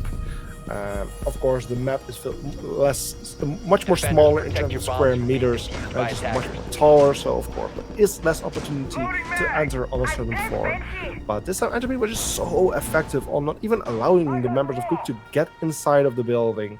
And that was just the one thing that QuQ did so well on Chalet. They managed to get in so quickly, get some ground covered pretty quickly, and control pretty quickly. And from there on, they just kept finding success after success. And with Entropy now finally being able to hold them outside, you can just see QuQ is falling apart on their fence. They're not finding the kills, they're not getting inside, and they're just not really getting anything done, really. So if Entropy can keep this up, then I can really imagine they will be very successful on the defense. But maybe QuQ will also be able to think of a different strategy that will work better. Yeah, it's all about, even from a military perspective, it's all about how you work well on the breaching with duels. MG, as you said, working better apparently on larger spaces, on larger maps, and when it comes to Cafe, as we know, small spaces, smaller rooms, they're not being fast enough to decide and kill. I would say losing man all over, trade power is not there, so it's been tough for them. Entropy against this confidence, 4-3, it's not far. They can just keep doing what they're doing. I would say QuQ has been the master guy on the side of Entropy to attack, has been such an important piece in the offensive system. But now MG already delivering some bullets. We see a 1v1 on eliminations now. More players falling again for MG. This is a disaster for them both. Just 2 guys now, Chiron and Manikai, and I don't know if they're gonna be able to get up from these punches, because Entropy, they're being the masters. They're doing the job. There it is. Wow. could not this guy be one of the main players? Come on, this guy's a starter. He needs to be in the main lineup from now on. Yeah, I guess Entropy very happy with Husky returning at least after this previous round right now. But now Entropy finding this as a 5-3 score, so much better than they did on Chalet. Just 1 round away from the map point and 2 rounds ahead of their opponent. And well, this time QuQ being a little bit better in a way of actually getting into the building. Blitz definitely helping with that. But again, it really comes down to the building just being a lot smaller. Once he's in, the members of Entropy are also much closer to each other, so really able to help each other out. You could see the Bloods running in, rushing for the player, but another player just playing a little bit further at Library towards a pillar. And from there, getting the kill on the Blitz before the Blitz could even do any damage to the teammate of Entropy. So this is really, really shows why this map is being more favorable and for the side of Entropy and not as favorable for the side of QuQ. And well, as we're now going through yet another bomb site, of course, as Entropy has won 2 defensive rounds in a row, we will see something fresh again from the side of QuQ as they gotta attack a different bomb site again. Once again, bringing the Jackals should again help them to make a proper entry, as it will get them some nice information. And I could imagine that the side of QuQ is going for a bit more of a top-to-down clear here, as the top floor will likely be not as busy by the Entropy members. And this would provide them with a nice opportunity to make a quick entry and safe entry in the map that can actually do some damage. Yeah, and also with Ram's gadget, as you said, like coming from the top to break this down to the floor, to the ground, and Entropy are gonna have this challenge of finding them fast enough, keeping the lines together. Let's see how they do this. Again, I still think Entropy, they are, I don't know, like a circumstantial team when it comes to building the rounds, not finding a lot of sequence, but there it is. They're finding it finally and killing a lot since the first second, as we see QuQ for a double kill. Nice pack of kills by him to make Entropy go to the top, and MG QuQ are having even harder time. There's nothing they have been doing so far to adjust and change that pose. Surprising kill again. It's not their map, definitely, right? They're already thinking about, I don't know, the third map. It's over for them mentally. In a way, it's a good moment for QuQ to start thinking about the third map, but before they do so, they gotta finish this map. And yeah, right now it's looking like we will be seeing the 6-3 score. Wow. A similar score where Entropy once was on the previous map. And well, basically from that moment it was already all over for them. So the members of QuQ, if they can get 1 kill, like 1 kill each, or at least two kills, they will be back to 3-3. Ethan getting the first one, which is at least Husky taking care of, the star player for this map so far on the side of Entropy. So at least that's one worry less. And if you look at the timer, there's over a minute remaining. They now finally get the run drones in a position where they want them to be, to open up the floors. From here, they might actually be able to find some success that will be able to allow them to turn things around in their favor. Yeah, Kyron just keeping in check here. As I said, a pretty much relaxed vibe on MG when it comes to getting those details aligned, and Entropy obviously also playing with the clock and keeping steady on the positions. You see now Rising having a nice line of information to check if someone from QuQ is gonna come in, and yeah, they're pretty much not rotating a lot or crazily. I like how Entropy are playing this one to wait a little bit of MG QuQ mistakes as well, as we see QuQ going for a 3K and taken down by Ethan as a consequence, but still a very, very good round for Entropy Gaming. Looking towards this one, Manikai down to the ground. Ethan's gonna be the last one to try to come up in the 4th trade and say, hey, we still can do something. No, it's more of a conversation, final moment, but Ethan's coming up for a triple Q, quadra Q. Oh my god, what did he do right here, Bose? It was a totally dead zone, but he was alive in the end. What a player. Yeah, the good thing is that the one remaining player of Entropy was very far away, all the way safe back in Bakery. I mean, they kind of knew that the diffuser wasn't in hand. It was lost in the hallway there at the garage freezer. And yeah, I think Entropy might have known that. That's also maybe why they got quite aggressive, to just waste time while the other player was just standing away, safe in the position. But in the end, again, wonderfully done here by the side of Entropy. Beautiful defense, really able to hold back the side of QuQ. especially the pulls we was played by, I believe it was Husky. Let me say that quickly. No, Jewett. Sorry. The credit goes to Jewett on the pulls there. Triple kill, I believe. But really just slowing down the entry once again. QuQ able to enter, but just being slowed down so much. And I think Entropy has finally found the weakness here in the side of QuQ, which is the entry denial and just slowing them down in general. So very nice comeback here from Entropy. Put them on the 6-3, just 1 round away from winning this map and putting the map score on 1-1. Where we then would go to the decider map of Nighthaven Labs. And for the side of QuQ, well, they need to win the upcoming 3 rounds without losing a single. Still have a chance to have this match with 2 maps, as they then would go to overtime. Yeah, and when it comes to Nighthaven Labs, we have seen both teams also in action, right, in this map, and it's cool to say that, as I mentioned before, MG, QuQ, they had a nice defensive work at Nighthaven against QuQ on previous rounds of the championship, and on the other hand, Entropy, they had also a very strong defensive side versus Penta Club, so also in Nighthaven. So both sides, both teams playing roughly, playing roughly, protecting spots, protecting entries. So that may lead us both to, I would say, a more tactical kind of map or slower at any moment. But again, game is played, and let's see how that's going to play out. But before, still on map number 2, we have Manikai taking Jewett down and trying to find a spot to drop this map already. But yeah, 1 man down is going to make their lives tougher, I would say. Yeah, it's definitely a good start here for the side of QuQ, which they could use, getting that opening kill, getting the Azami, whose utility is basically recharging over time already off the board. So that's nicely done. It's definitely going to be able to help them a little bit further. But of course, there's still a lot more to be done. They did manage to damage some Lucy quite a bit, who's now only on 5 HP and kind of trapped here behind the mining machine in mining room.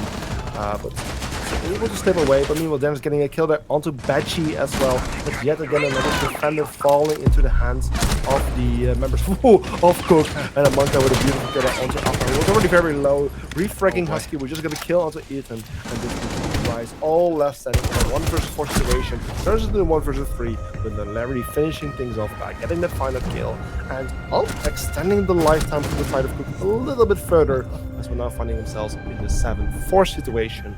Where in theory this map is, even though QuQ might still lose this map, they would at least have done better on this map than Entropy did on the map of Chalet, because that was a 7-3. I agree, yes. Not only because of the numbers, but also how they behave.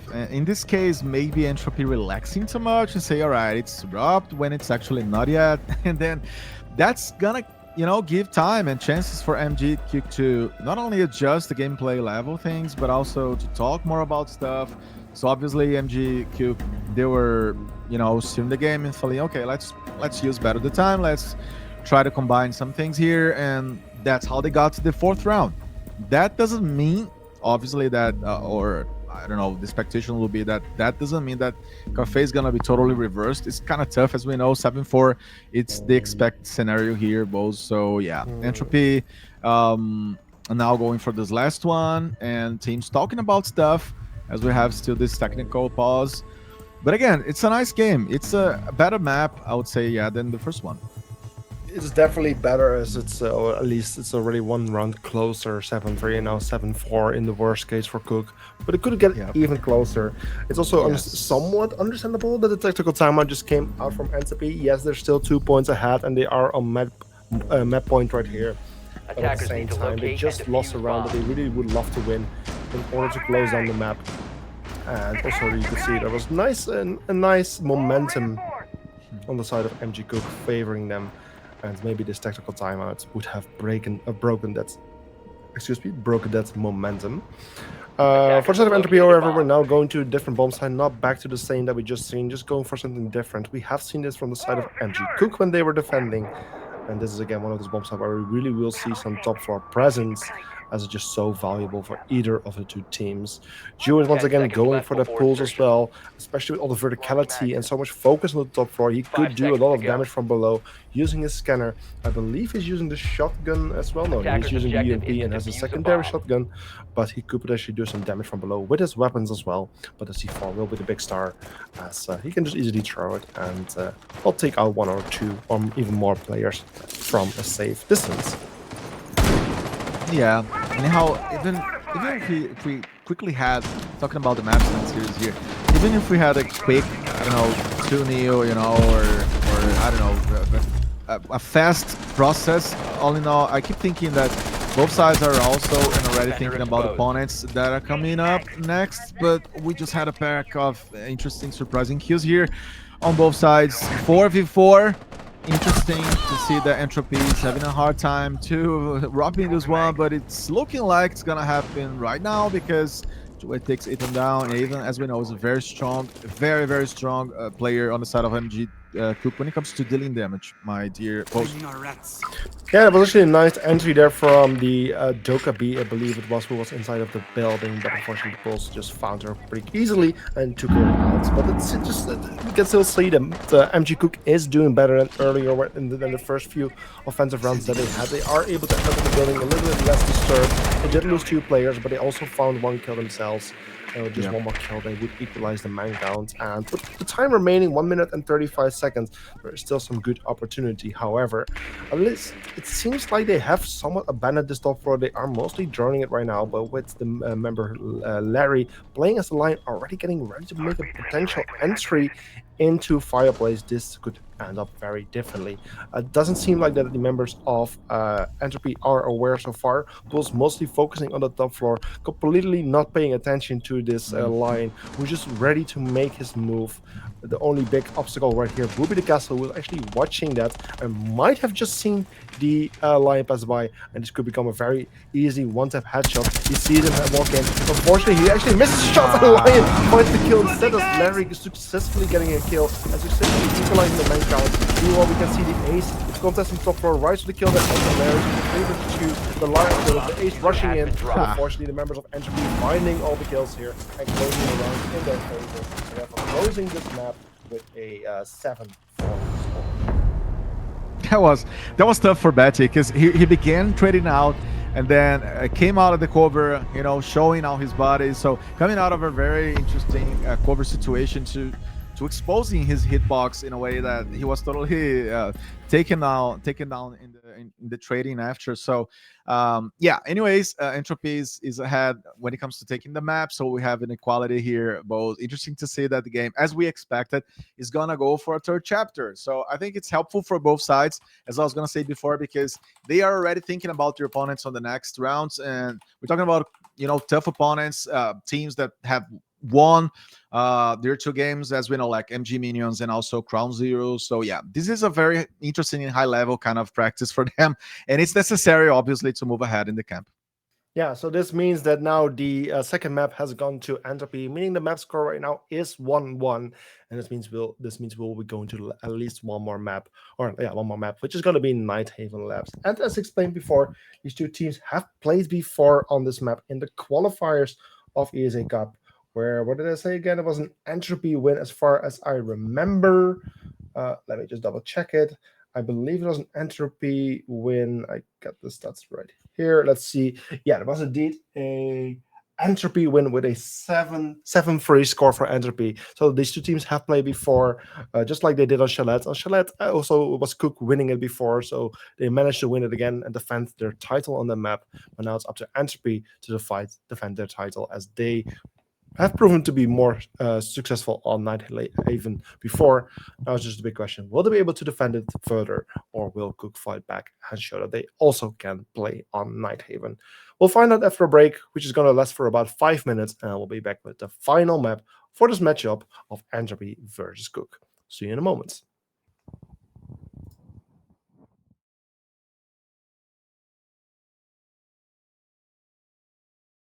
And welcome back, ladies and gentlemen. After a short break, we're back here for the last map of this. There we go. It happens again.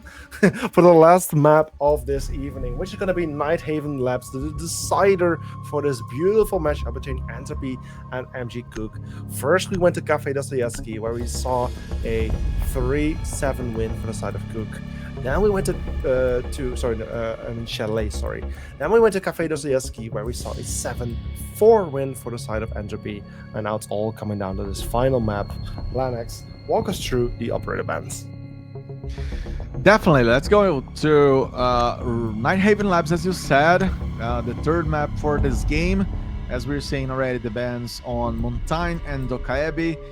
And yeah, indeed, interesting to see how things gonna shake, because I would say still that MG QuQ, they're slightly better than Entropy when it comes to finding the decisions, the picks, the kills, and the rounds. Even though MG QuQ lost the last map, they were like a tougher opponent than Entropy was on the map number 1. So things gonna be interesting to be seen closely, as we have Goyo being the third ban in this next map. So yes, I would say everybody who's with us has the chance of liking the stream and obviously following the channel and sharing the stream as well, because we're gonna still have a lot of days and dates here yeah. at this ESA Cup number 9, right, Bose? It's a lot of days, and it's gonna go basically until the end of November, if I'm not mistaken. The end of December, even. Yeah, it's just a bit of a question whether we are able to hold our finals at the end of the year, or maybe push it back into the halfway January. It really depends on how things go.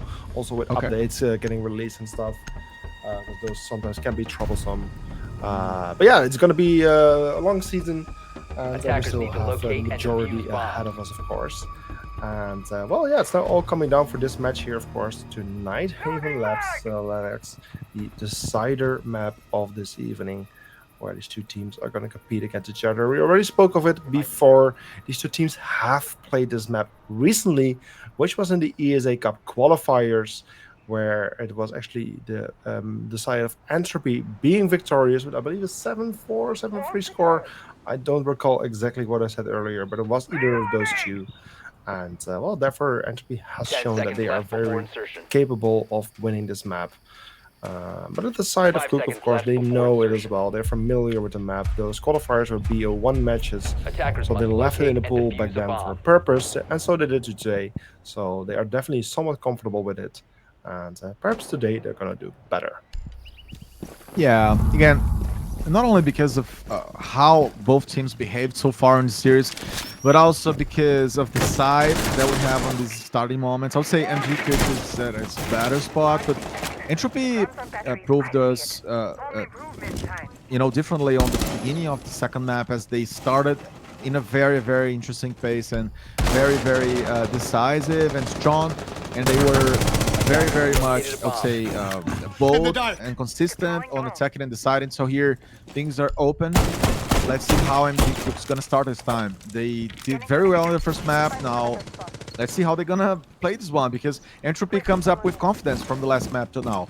So it's all about finding the right band set and finding the kills as well. As we see the first second rolling, and Entropy are going to have to come in and going to have to try and find a spot.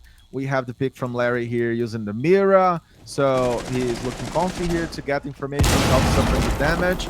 As we see also Husky moving ahead, and Husky, to be honest, was a very nice surprise on the side of Entropy, considering obviously that he's not in the main roster and all, but like, he did a very good job, Bose, so I'm hoping for more about him. Yeah, Husky, one of the players who has been doing very well. Also, Mankai on the side of QuQ has done very well, especially in the first map, but also in that second map. So, yeah, I'm very curious to see what this final decider map will bring, because this is where we will, well, basically decide which team is better. But somehow Benji has made it into the bottom. I'm not entirely sure how this happened. He's allowed to plant with a beautiful cover there from the Maverick line that has been drawn. Very well done. And this is suddenly eaten all left in a 4 versus 1 situation. Basically impossible for him. And I'm also thinking for myself, what did I just miss? Because I was mostly focused, like on the Maverick, drawing the line, then mostly focused by the Osa holding a position, just hoping for a defender to look in that direction. But suddenly the attackers just managed to find a way into the bomb site with the diffuser, went for safe plans, Osa on the cover, and everything just fell apart for the side of QuQ. Yeah, very well set up, and also in the end, like fastly executed. So Entropy finding his collective gameplay, beginning like they did on the previous map, potentially going for a 2-0. We don't know, but they did a good job. Did a good job, and as you said, MG QuQ very much caught by surprise as we see them setting up for the next round.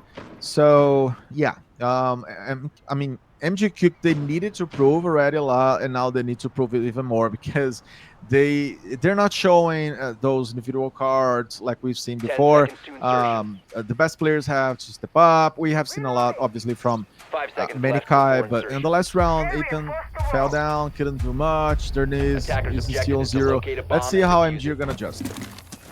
Yeah, MG QuQ, of course, only one round lost for them, and Yeah. in general defense and both offense have been working pretty well, depending on the map, of course. We'll see how they do right here. It's Entropy, of course, going here for another offensive round, but they already just had a very strong and Attackers have dropped the impressive bomb round, diffuser. really. And it Attackers have seems like recovered they're their diffuser. somewhat going for a similar setup, right? We're seeing here Osa placing both of the shields, Maverick just getting ready to draw the line, Osa immediately watching through those lines in case there's any defender to be found Oh, that's already, cool. to be caught off guards. We can see Mira once again being aware of the situation, likely communicating this back to her team. Attackers have But located of a course, on bomb. the other hand, there's something happening from the other side of the map. But there's attackers already trying to find a way in. Again, the Jackal looking for information, dropping from this hatch straight into the kitchen. Where this time, I believe it was I think it's Striker.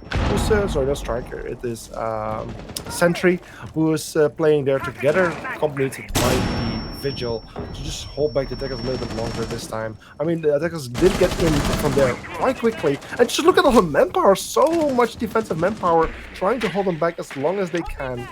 And potentially this will be able to hold back just a bit longer and create some more success here for the side of QuQ. It's a very nice combination, right? I was like stunned. I was like, man, this is such a cool combo to use. Obviously, Osa's shields and also the blowtorch from Maverick. So they managed to do that to increase the information. It will be whatever Mira could do, for example, as well. But again, Entropy combining well those skills for the sequence for the follow-up of the round. We see now Entropy in a hard spot using having one last man, but Husky already made that, being compensated against Chiron. So cool stuff, good job by Entropy to hold their pieces together and not allow themselves to fall apart. But we have some breach here from the up. Afla has information, reload, waits, and Entropy playing patiently. We see that the patience is paying off on their side. They're finding the bullets to potentially Betchy. For another one, he was attempting to go. He even found the 2 packs and was taken down after by Larry for a 2v2 to wrap up the second round. Let's see how this is gonna play out. Afla always deadly player, expecting for the right moment to attack. We have also Larry. They have the diffuser, and now it's on them or MG to try to do something. Drop in down. Interestingly, Afla not strong. Here, both interesting wrap up, interesting end. Yeah, this was a crucial kill, or at least injury here from the Mira, because the player was getting ready to plant the position, but just in time the Mira managed to figure it out and take care of the player.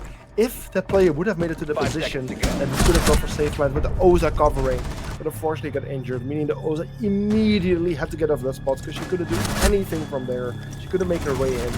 And this is the really crucial moment here for the side of QuQ to actually win this round. Entropy trying to go for the same move, but that clearly didn't pay off because QuQ this time was ready to counter it, and they did. And they won their first defensive round now. Well done.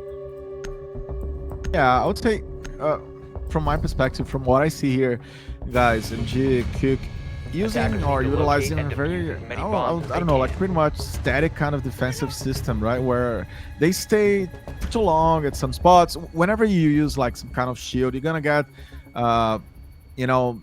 maybe too much locked up in this spot. You can get fooled by the fact of, okay, I'm protected, I'm gonna stay right here. And when the opponent find another kind of flank gameplay, they can surprise you. So I would say Entropy trying to keep, their line of fire, trying to keep their own style of gameplay, but MG QuQ also responding to that, but also being smart to check the opponent. So yes, the game's beginning pretty even, pretty equal when it comes to the rounds count, at least compared to both maps we already had. So let's see how that's gonna play out. And Entropy now having the chance to break this equalizer now. Yeah, definitely. And of course, still Entropy here on the offense. They won their first round, lost their second. So it's really going back and forth right now. The question is which team is being able to continue things back in their favor. Well, all eyes focus here on Entropy, of course. They are the offensive team. They're just getting ready to find a way and create a way into the building. Terma being one of the crucial operators. Yes, there's new gems in play, but those don't seem to be a problem yet, as they're not placed at this wall. And therefore, the Termite is just able to activate his Termite charge very quickly on. Also with a preplay shield to strengthen her position. And on the other side of the shield and the Keeper barricades, there's the Azami waiting. Also picking up a shield, relocating it a little bit in a more favorable position. Azami not having impacts anymore, therefore she cannot use those to destroy the shield. It would have been a very good play, but for now, yeah, they're just moving their way in, and they have also relocated to the other side of the map, where they're making an entry, where Larry has already found Husky, who was playing Ace, was not taken care of. Yes, and we have Bachi decides a key player on the last round now, trying to keep his qualities.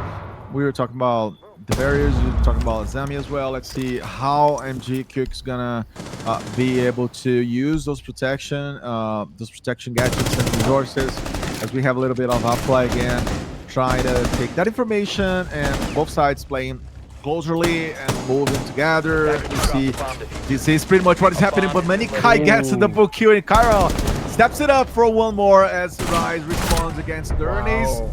And that was a massive round for QQ. Come on. A lot of kills in a sequence here in a streak. Was nice job by them to not allow Entropy to like pretty much their attacking side.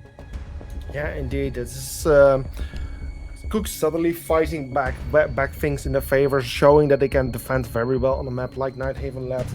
Let me actually quickly just bring up the statistics here for a map like Nighthaven Labs and see how things have been going here so far in ESA Cup. We can actually see a 58.7, so let's round it up to 59% defensive favorites side here for the defense. And well, this shows that, of course, Cook definitely has some opportunity here. Right now, we have also quickly paused the game as there's like moderation issue, which has to do with hand cams, because of course for ESA it's always very important that matches are played fair and square, and therefore hand cams are in place. Just make sure that the players are actually using a controller and not some kind of forbidden hardware such as a mouse and keyboard to create an unfair advantage. So yeah, it's just a matter of time before the player enables his hand cam before we can actually resume this game.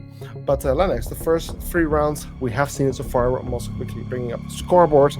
We can see that Larry has been doing exceptionally well for his team so far. At least 2 kills on average right now per round, which is beautiful. Yeah. Where of course Dennis hasn't really done that much yet for the team in terms of kills, but it's also the 3rd round anyway, so there's still a lot to be done.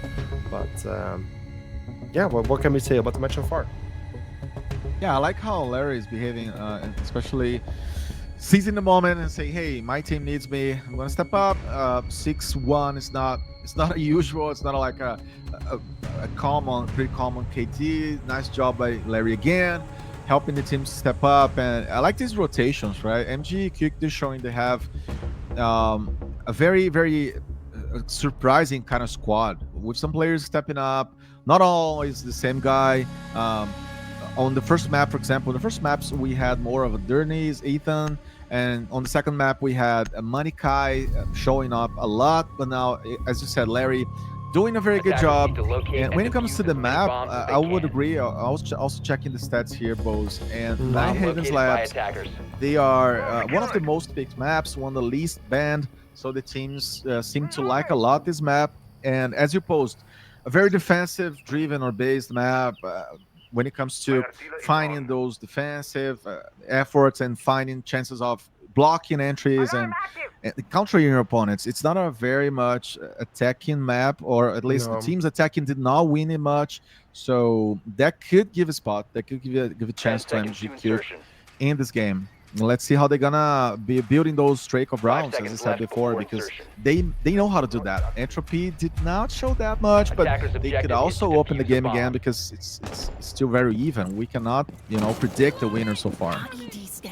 No, it's hard to say. This could really keep going back and forward.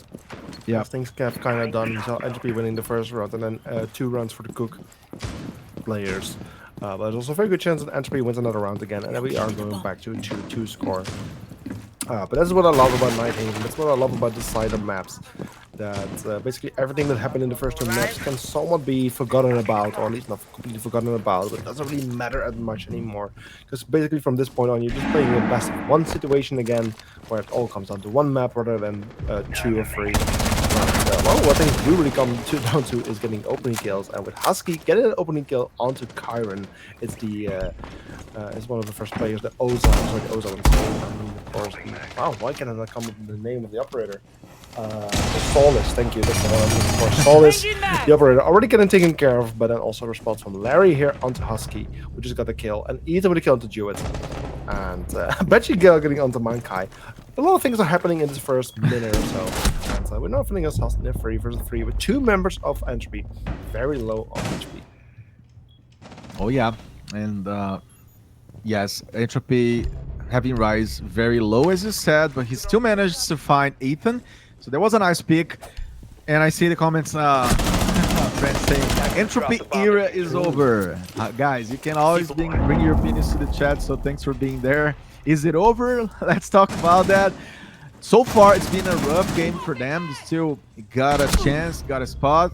MGQ, I'm sorry, is doing very good again. And Larry goes for a triple kill. I cannot believe this guy is still stacking up. And Rise is gonna be the last one to try to play this one, but it's a tough spot, right? You're alone. You try to rotate, you try to keep yourself alive. It's tough. He has too many spots to check upon, right, Bo? So it's tough. At least like 2-3 spots here. There's a smoke to protect him from the back. He's gonna try to take a look. Obviously, if there was a Warden alive on the other side, he would never do that. He would never use the smoke. Would be totally outplayed, as we know. But again, Rise using the moment to talk, try to make a magisterial or eventual magic play. But Larry was there to assure his final kill.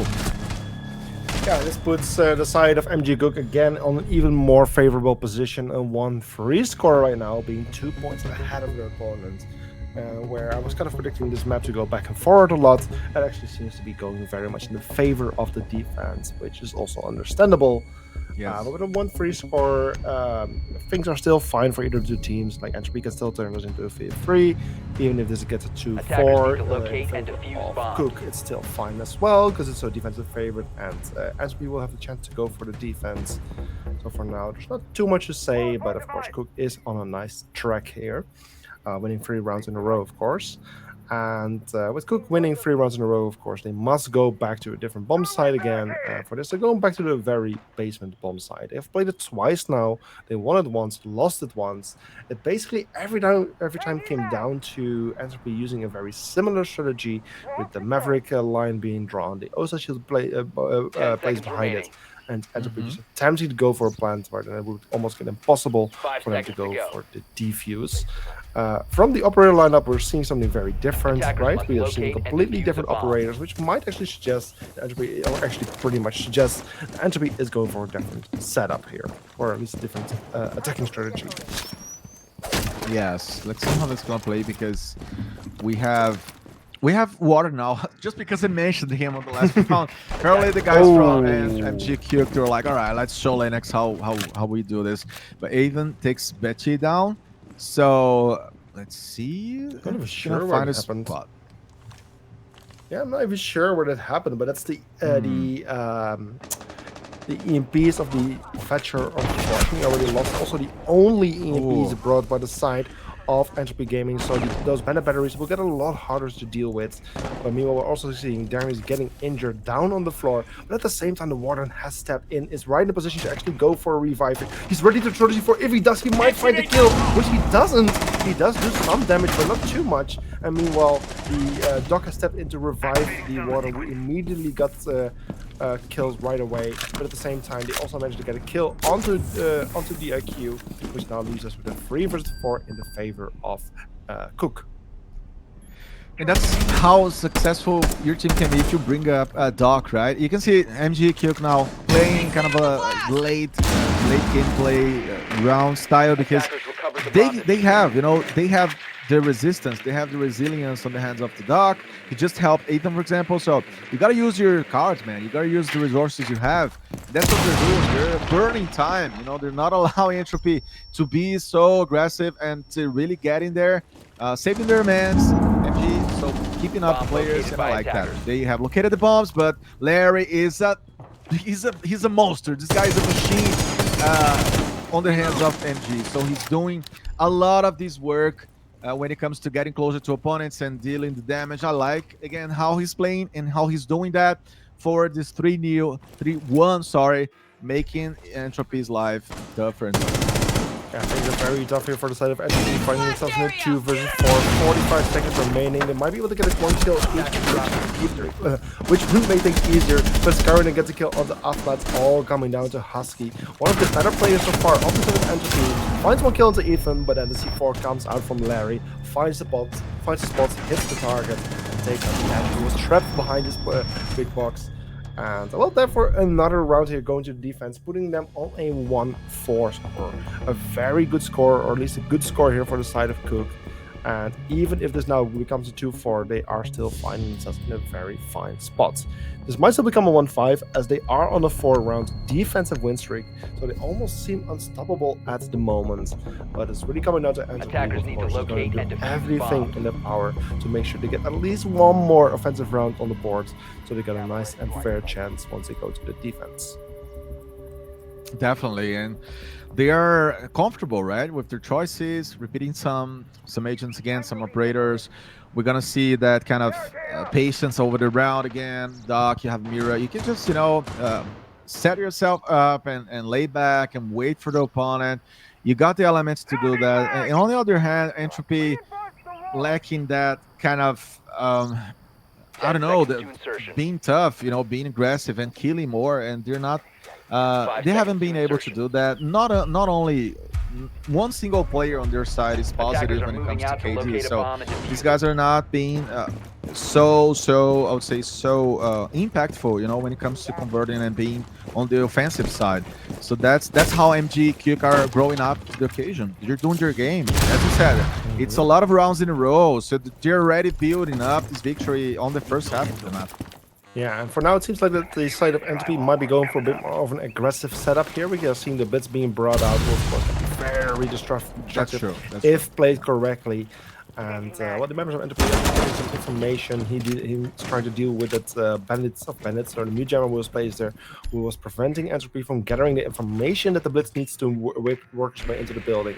But luckily, in the meantime, there was some other stuff happening on the other side.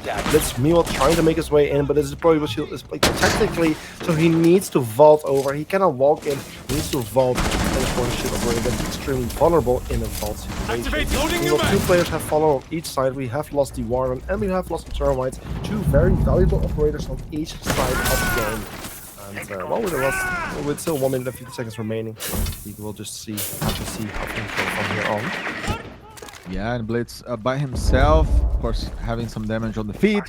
Now a 4v4, and MGQ, yeah, dominating and looking very solid, right? When it comes to getting this attack and absorbing it, especially with Ethan, but Manikai falls to the ground, and Duet becomes the level of hope that Entropy could expect for this moment, as Husky also takes Ethan down, so it's going to be 3-2. I like how Entropy now is playing this one, going for it, and there it is. Gives him back the damage. Duet is in the ground, and it's going to be a very tough end for MGQ, because they don't have, obviously, Doc anymore. They got information, they got the chance to... I don't know, expect for Entropy coming from many different spaces, but let's see if that's gonna happen. We see now Journeys on the camera. We have a little bit of Larry, pretty much defeated, I would say, taking down Larry here. He's gonna have to be patient on this one. That's a very close situation, but the Mirror now getting injured, leaving the Valkyrie all left standing, and Husky with a beautiful double finds those final 2 members of the side of QuQ and secures at least that last round here that Entropy was looking for on their offense to bring things to 2-4. Technically, both teams have been doing pretty well for a map like Nighthaven Labs. Both scores are very workable. Of course, QuQ, yes, in the 2-round advantage, but they do now need to go to the offense, which should not be as favorable statistically, and the side of Entropy Attackers need to locate and Pretty defuse nice the bomb. opportunity to get some rounds here on the board. Now they are playing on the defense. Unlike QuQ, the side of Entropy is actually decided Attackers to have go for the located a top bomb. four first rather than that basement, which seemed to be favorable for QuQ. And well, of course, I'm just very curious to see what kind of fresh defensive strategy the members of Entropy are going to be bringing to us. Definitely very interesting situation because, as you said, Entropy, at least getting to rounds, then not allowing themselves to come here just with 1 or 0. So yes, 10 MG seconds to go. could may be closer to the victory, but they're gonna have to keep working because Entropy, they 5 have now the seconds better to side. insertion. So let's see how these elements are gonna match up as we have the Attackers are start moving of to the defuse round the number bomb. 7. And yes, the fire is on both sides, right? It's unfair Yeah. to say now that Entropy is not doing their best, that they're not searching for the game. They are fighting back. They are indeed fighting and trying to find some nice occasions. But MG QuQ, sorry, did a good job initially. Now it's about keeping it up. Entropy had a tough time on that. On the second map, as you could tell, MG were almost coming back, but both sides are pretty much in the same level, right? I would say both just changing superiority as we change the maps, but both sides are basically mostly for the most part, like at the same level here, technically speaking. Yeah, and it seems like we actually have lost a member of QuQ, unfortunately. Only coming in as a 4 versus 2, so I'm actually hoping that this player is able to rejoin the lobby to actually, well, be with us for the next round. But this means that the side of QuQ now has to do with a 5 versus 4 in their disadvantage. Meanwhile, however, they have managed to open up this exterior wall, which gives them a nice opportunity to, well, find a new way into the building and put some pressure. At the same time, you can also see that Maverick is creating some kind of holes that he will use to have a new line of sight into the pretty long line of sight even, and potentially even later on an entry point. And one of the big obstacles here, of course, the side of QuQ is this mirror window, which now has been smashed as the player was able to get close, and from that position can smash the window, meaning Mira can no longer use it in her advantage. But it's still a very difficult position to get through. As Mira has many hits. Hard to kill to even, Larry with the kill to rise. Termite using the charge to open up the mirror window. And now we're finding ourselves with the 4 versus 3. Lennox. Yes, it was a very good pick by Jewett. Again, as you said, when you breach by the side of Mira's mirror, you totally Attackers bomb diffuser has been annihilate or dropped. counter the ability, the feature. So it was a very good job. Jewett being very consistent and helping so much the team in this moment of the map number 3. Coming up, growing up, and yeah, making some decisive kills as we have just Dernis now alive versus 4. So it's gonna be very, very tough for him.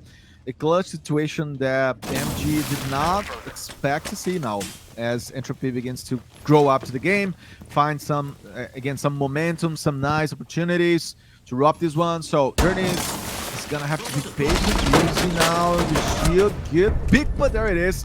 It's just a matter of taking your hat out of it, and down he goes against Husky, who decides it again and puts Entropy back into the game, right? So they adjust their gameplay in the middle portion of map number 3. Yeah, and as I'm actually getting report from the players, we unfortunately will have to re-host this match as the player unfortunately is not able to return into the lobby. So this means we will have to jump to a quick break here to reset up the lobby with the right settings and score, of course. And then after a short break, we'll be back with you guys with a 3-4 in the favor of QuQ. See you guys in a moment.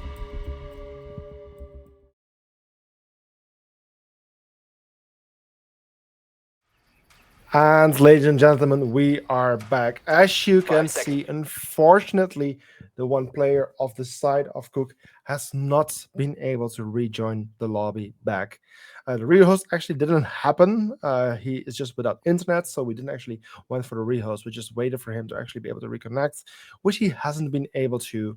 I mean, he's still offline. He doesn't have any internet. And well, as the rulebook says, they get 5 minutes, and that time has already well expanded. We went actually way beyond that, and this means we just have to continue the match.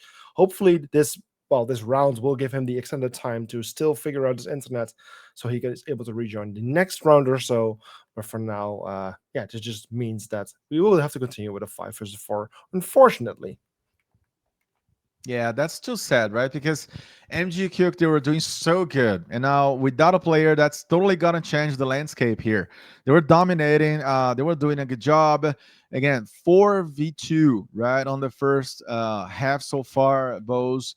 And that makes things sad. I know Entropy even got to a third round, right? If I'm not mistaken, but uh, MG, they were commanding, they were doing their best. So it's tough. It's gonna be tough for them. Potentially, that may mean the Entropy are gonna reverse things here. But hey, let's see how it goes. And it would be lovely to appreciate Jesse Chick for the raid, right? Bringing us like some 41 followers and Rainbow Six lovers. And thank you so much for that. Yeah, There that's it is, indeed boss. fair. Yeah, that's indeed very nice. Mostly probably players here from the viewers here from the PC scene. Welcome to the console scene of Rainbow Six Siege in Europe here, which is of course it's not the main platform here for Rainbow Six, of course, but there's so many players in this game, even on console. Lots of them with talents, and ESA is one of those competitions which have given them a beautiful playground to play and a playground to shine, especially with the streams, of course, that we're doing right here. So welcome to the stream, and let's enjoy this game, which we're currently now finding ourselves in the 3 versus 4 with one player injured and getting finished here by Afla. This brings us on the 3 versus 3 with just 50 seconds on the clock. Attackers have found their way into the bomb site, but unfortunately, as they were getting ready to plant, there's a defender finding the kill and denying this plant from happening. A 3 versus 2 right now, 40 seconds. The defender gets found. It's a 2 versus 2. This is getting very, very tricky for either of the two sides as it's getting very close. IQ sees a part of one of the players, Valkyrie, getting injured. So this means the only defender left standing is the Legion, but he's right around the corner of the person who is going for the defuse. Very unfortunate. Leaves us with a 2 versus 1. One player injured, the Valkyrie, where the IQ will now need to relocate, finds the diffuser, but unfortunately gets found by Afla, meaning the side of Entropy secures another round here onto the board for themselves, puts the score on an equal 4-4 as I'm saying it. And well, we're back to equal score. Luckily, the player of QuQ also has been able to rejoin the lobby. So we're back to an equal 4 versus 4. Very unfortunate, by the way, there for QuQ that they had to play this round with only 4 players, potentially contributing to them losing this round. But now things are finally playing in a 5 versus 5, which makes it a lot more fun and more fair. And well, we'll see how things go from here. Yeah, both. I think folks are not seeing properly the game. Oh, I think we're seeing the camera. frick. So this last round was kind of an audio casting by you, but well done, good job. You were watching us and listening to the game. Oh, good. 4v4. And as you said, the good news is that now MG, they have their full squad. So that's good. Let's go and let's see how things are gonna shape. Finally, 10 seconds left. Entropy finding their spot by MG is fully back on track. 5 So seconds left. there we go. Yeah, and the quality is at the highest peak Attackers you are can moving to expect defuse for the bomb. 1-on-1 on maps and now 4 versus 4 when it comes to rounds. So there we go. Let's see how this is gonna be played out. Both. Yeah, definitely. So again, very sorry to our viewers. There's a little issue with our OBS, which sometimes it just changes back to a previous scene by itself. So we just missed out on round 8, which was a very cool round, unfortunately. It's that you got to see us, which I mean is also interesting, but it's of course not that for. Like I said, our apologies for that. Right now, it's a 4-4 score, so it means both teams are just 2 rounds away from securing the map/match points, which is of course the target that they're trying to achieve. But so far, this match has been quite well, even in a way where things have been going very well for both of the teams. But Larry secures the first pillar onto Rise, taking out the Valkyrie, but Ethan and then he's getting 1 kill each onto Afla and Husky, leaving only 2 defenders there on the side of them. Left standing with a very tough job ahead of themselves. Mankai finding Duet and taking him out. And before we even know this round is over, Ethan securing that very last kill onto the last defender standing, poor guy. And with a flawless round, the side of MG QuQ reclaims the advantage, reclaims the lead with a 4-5 score. And very quickly, right? They played 1 round or 2 rounds with 1 less player, so very fastly finding their way back again. And I like how those players on the side of MG are picking up and stepping up. Ethan, we had very good decisions. Larry as well, helping the team to step up. So MG beginning to behave as the winner, as the victor here. But let's see if Entropy still got something to show up, right? As you said, I think you posed it very correctly. Both sides are having chances, are doing right decisions. This is definitely a very, very good third map to watch. Definitely the most even out of the three ones we've been seeing so far. Excuse me. So it's all about who's gonna rob this one better at a better spot.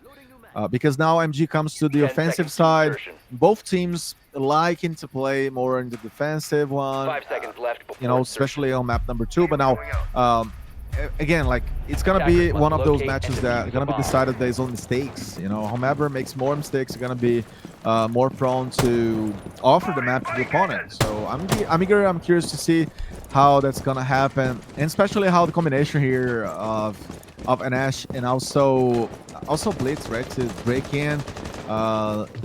That may help MG, I'd say. Yeah, indeed. With a 4-5 score, of course, MG is in a nice advantage. Looking for another round on offense. You can see Maverick already doing nice work to create some nice lines and line of sight into the building. And also here, Termite already opening up one of the walls, which gives him a nice entry point and very big line of sight. Meanwhile, we can see that Ethan unfortunately somehow has been injured, but he has been saved by his teammates. Has he fallen all the way from the top? I'm not entirely sure what just happened there, but at least he's back on his feet with 20 HP though, which is not that ideal. But at least he can still contribute to his team from this point on forward. Yeah, Ethan now having to play more patiently. Let's see how he's gonna do this one. MG finding the confidence. Let's see if they're gonna stack up and find another round. Maybe already, build this road until the 7-4. See now from the perspective of Danny Journey's drone, he was getting an information, having the chance of checking upon Entropy, and everybody still up, still walking, even though, as we know, Ethan's gonna be a little weaker, but he could be patient, he could be doing something else in the key. And we have Rise now actually duet firing Chiron for a sequence of kills, favoring MG. Double kill by Larry. Wow, that guy, that dude is awesome. Always growing, always finding the kills. And MG have one more man out to play. Even though, as we see, Larry and Nathan are pretty much down on HP, but let's see how that's gonna play out. Yeah, Jude here with the triple kill. Unfortunately, post-plan situation, but the defenders now have a man advantage. A 2 versus 1. They have 35 seconds to find this Ash, take care of her so they can get to the diffuser safely. But no, the Legion unfortunately getting injured. This means it's all coming down to the mirror, and the Ash seems to be knowing where the mirror is coming from. Lands a few shots, so does the mirror. But in the end, it's job. Kai getting the kill here in the post-plan situation, and therefore winning the rounds excuse me, for his team, putting the score on 4-6 in the favor and advantage of MG QuQ, who's now found himself on map and match points, and they only need one more rounds. They have 2 rounds to do so they have a little bit of room for error. Even if Entropy now wins a round, it will be 5-6, and then QuQ will still be in a similar position. However, if Entropy now wins 2 rounds, we will be going to the overtime for the first time during this matchup, and then we would have things, of course, will get a lot more interesting, as then the match will be extended with up to 3 rounds, and whoever wins 2 out of them would actually take this matchup. But of course, before we get that far, it's really coming down to how Entropy is going to defend the bomb site, in what extent they're able to hold back QuQ, and to what extent QuQ, of course, is going to be able to get into the building properly and get those kills. Yeah, and at this point, both, to be fair, and everybody who was watching us, I mean, Entropy, they got the bullets, they got talents, right? Individually, they get, but you don't win the game if you're not bring the collective plan. And in the end of the day, MG is behaving more like a stronger team, you know, as a squad, as a group of players. I say this because we see the sequences, we see Larry, we see Ethan, we see many Kai now in the last round. Many of these players, you know, at a point or the other, they are decisive, they are impactful. And that's not happening on the side of Entropy. Entropy is not finding those combined kills. They're looking like weak in the end of the rounds. So MG now very strong to drop this one up. And let's see how that's gonna play out. Ethan now not losing his HPs, to be fair, as opposed to the last round. He's keeping his ground and his side, and he's gonna try to do the best he can. And again, MG a very, very nice, stubborn team to see, right? Repeating skins, repeating operators. I like to see that kind of persistence, and it's paying off. Yeah, and so far we can see that the members of MG QuQ have already, like again, the Maverick drawing some lines to get some night line of sight, the Termite opening one of the exterior walls as well. And from here they have again a nice entry point. We can see that the Maverick is already making his way into the building. But once again, one of the big problems is going to be this mirror window right around the corner. We're now throwing it before, unfortunately, not hitting the target. But a nice attempt. But yeah, like I said, this mirror is going to be a problem and we're going to deal with her. But the S-Charge comes in, destroys the glass of the mirror window, no longer transparent, no longer see-through, which is going to weaken the position of the mirror a little bit. And the information that you had before. Yes, and it's going to be a pretty tough moment for Entropy to not make mistakes. They cannot allow themselves to step on false, assumptions or decisions here. They have to step up. That's what Rise does against Ethan. Nice pick by him. Ethan not alive. Larry not anymore. MG looking sad at this round. Let's see if that's going to mean 8, 5, 6 long rounds that we have. Journey's trying again.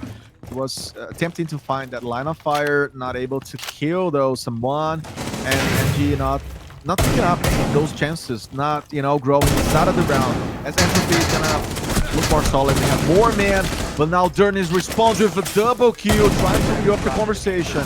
We're gonna have only him versus 4, and it's gonna be the round of his life to already keep the team ahead. Really difficult position for the Twitch to be in, but at least finds the mirror that the Jew taking care of. The Jaeger reclaiming the position of the Warden where he was playing before. Very good position, especially with the deployable shield.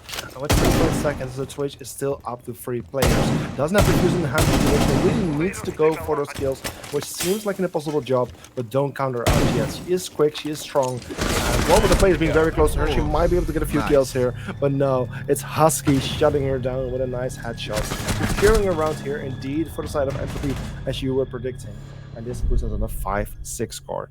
This means that the upcoming round is going to be extremely important for both teams, because if Entropy wins another round here on the defense, then we'll have a 6-6 and we will see overtime happen. But on the other hand, if MG QuQ still manages to win yet another offensive round, well, then we'll see a 5-7. They will win this final map of the evening, and they will be going home with the victory, and we'll move on to the third round of Swiss, being in the high section of the brackets, and being just one win away from qualifying for the playoffs of this competition. Yes, like you posted, because this game here, this series is the second one they're playing. So obviously winning this one is going to mean they're going to be just one away from locking themselves up into the playoffs ahead. And I would say it's interesting to see both teams at this point, fighting their best, doing their best they can, because they're not just doing things in a fast way or in a very anxious way. They're just finding the best decisions possible that they can. And Entropy showing that they're alive. MG on the other hand, not maintaining those men alive, and Husky especially did a very nice job on predicting. He was so fast, right, to get the information, get the sound, and sensed that he needed to rush against the opponent, and not the other way around. So that's how he won the last round, and was able to still keep Entropy alive, as we see a very sneaky movement by MG, rolling slowly in an audible way to not be detected. We're getting rushed. Yeah, now getting rushed. Entropy now more main 2. That's a very good job by Afla. Double kill on his hand to totally defeat MG's effort, at least to keep undetected. Yeah, beautifully done from Entropy. They read into it very well. They get aware of the plans here of QuQ very early on and were able to shut them down and destroy them absolutely. 2 men lost in the process. Right now, they do manage to find a Mozzie who was playing up top, but at least they now finally got a kill, which brings us to a 4 versus 3, where still the attackers do have an opportunity. The rush has failed, but they are moving on to the next plan. The Fuser, however, is lost inside, and they will need to reclaim that if they wish to go for a fight eventually in order to have a chance to win the round. And the Nomads definitely could be valuable in this approach, as they can place their Nomads air jabs, but unfortunately no, Rice shuts her down. Jude with a kill, and Husky with a kill. Means that Entropy wins this 12th round of this matchup, and brings us to a 6-6 scoreline, where we're now going to see overtime for the first time this eve. And well, basically everything in the bush happened in the past 12 rounds can be thrown in the bin once again, just like when we went to the third map, because it's all coming down to these last 3 rounds. Oh yeah, so Entropy finding a grasp and saying, hey, it's not over, guys. Surely also the temporary absence on the side of MG of one of their players. I think I'm assuming that kind of messed up with their mindset, right? And then kind of broke their efforts. They were doing so good, right? They were doing such a nice effort on building those rounds all together, but then. Yeah, then Entropy they found a game. They have been reacting to this, and I liked how they have been doing this. And Husky has been behaving as like a surprise element. Afla has been steady, consistent, Duet the same.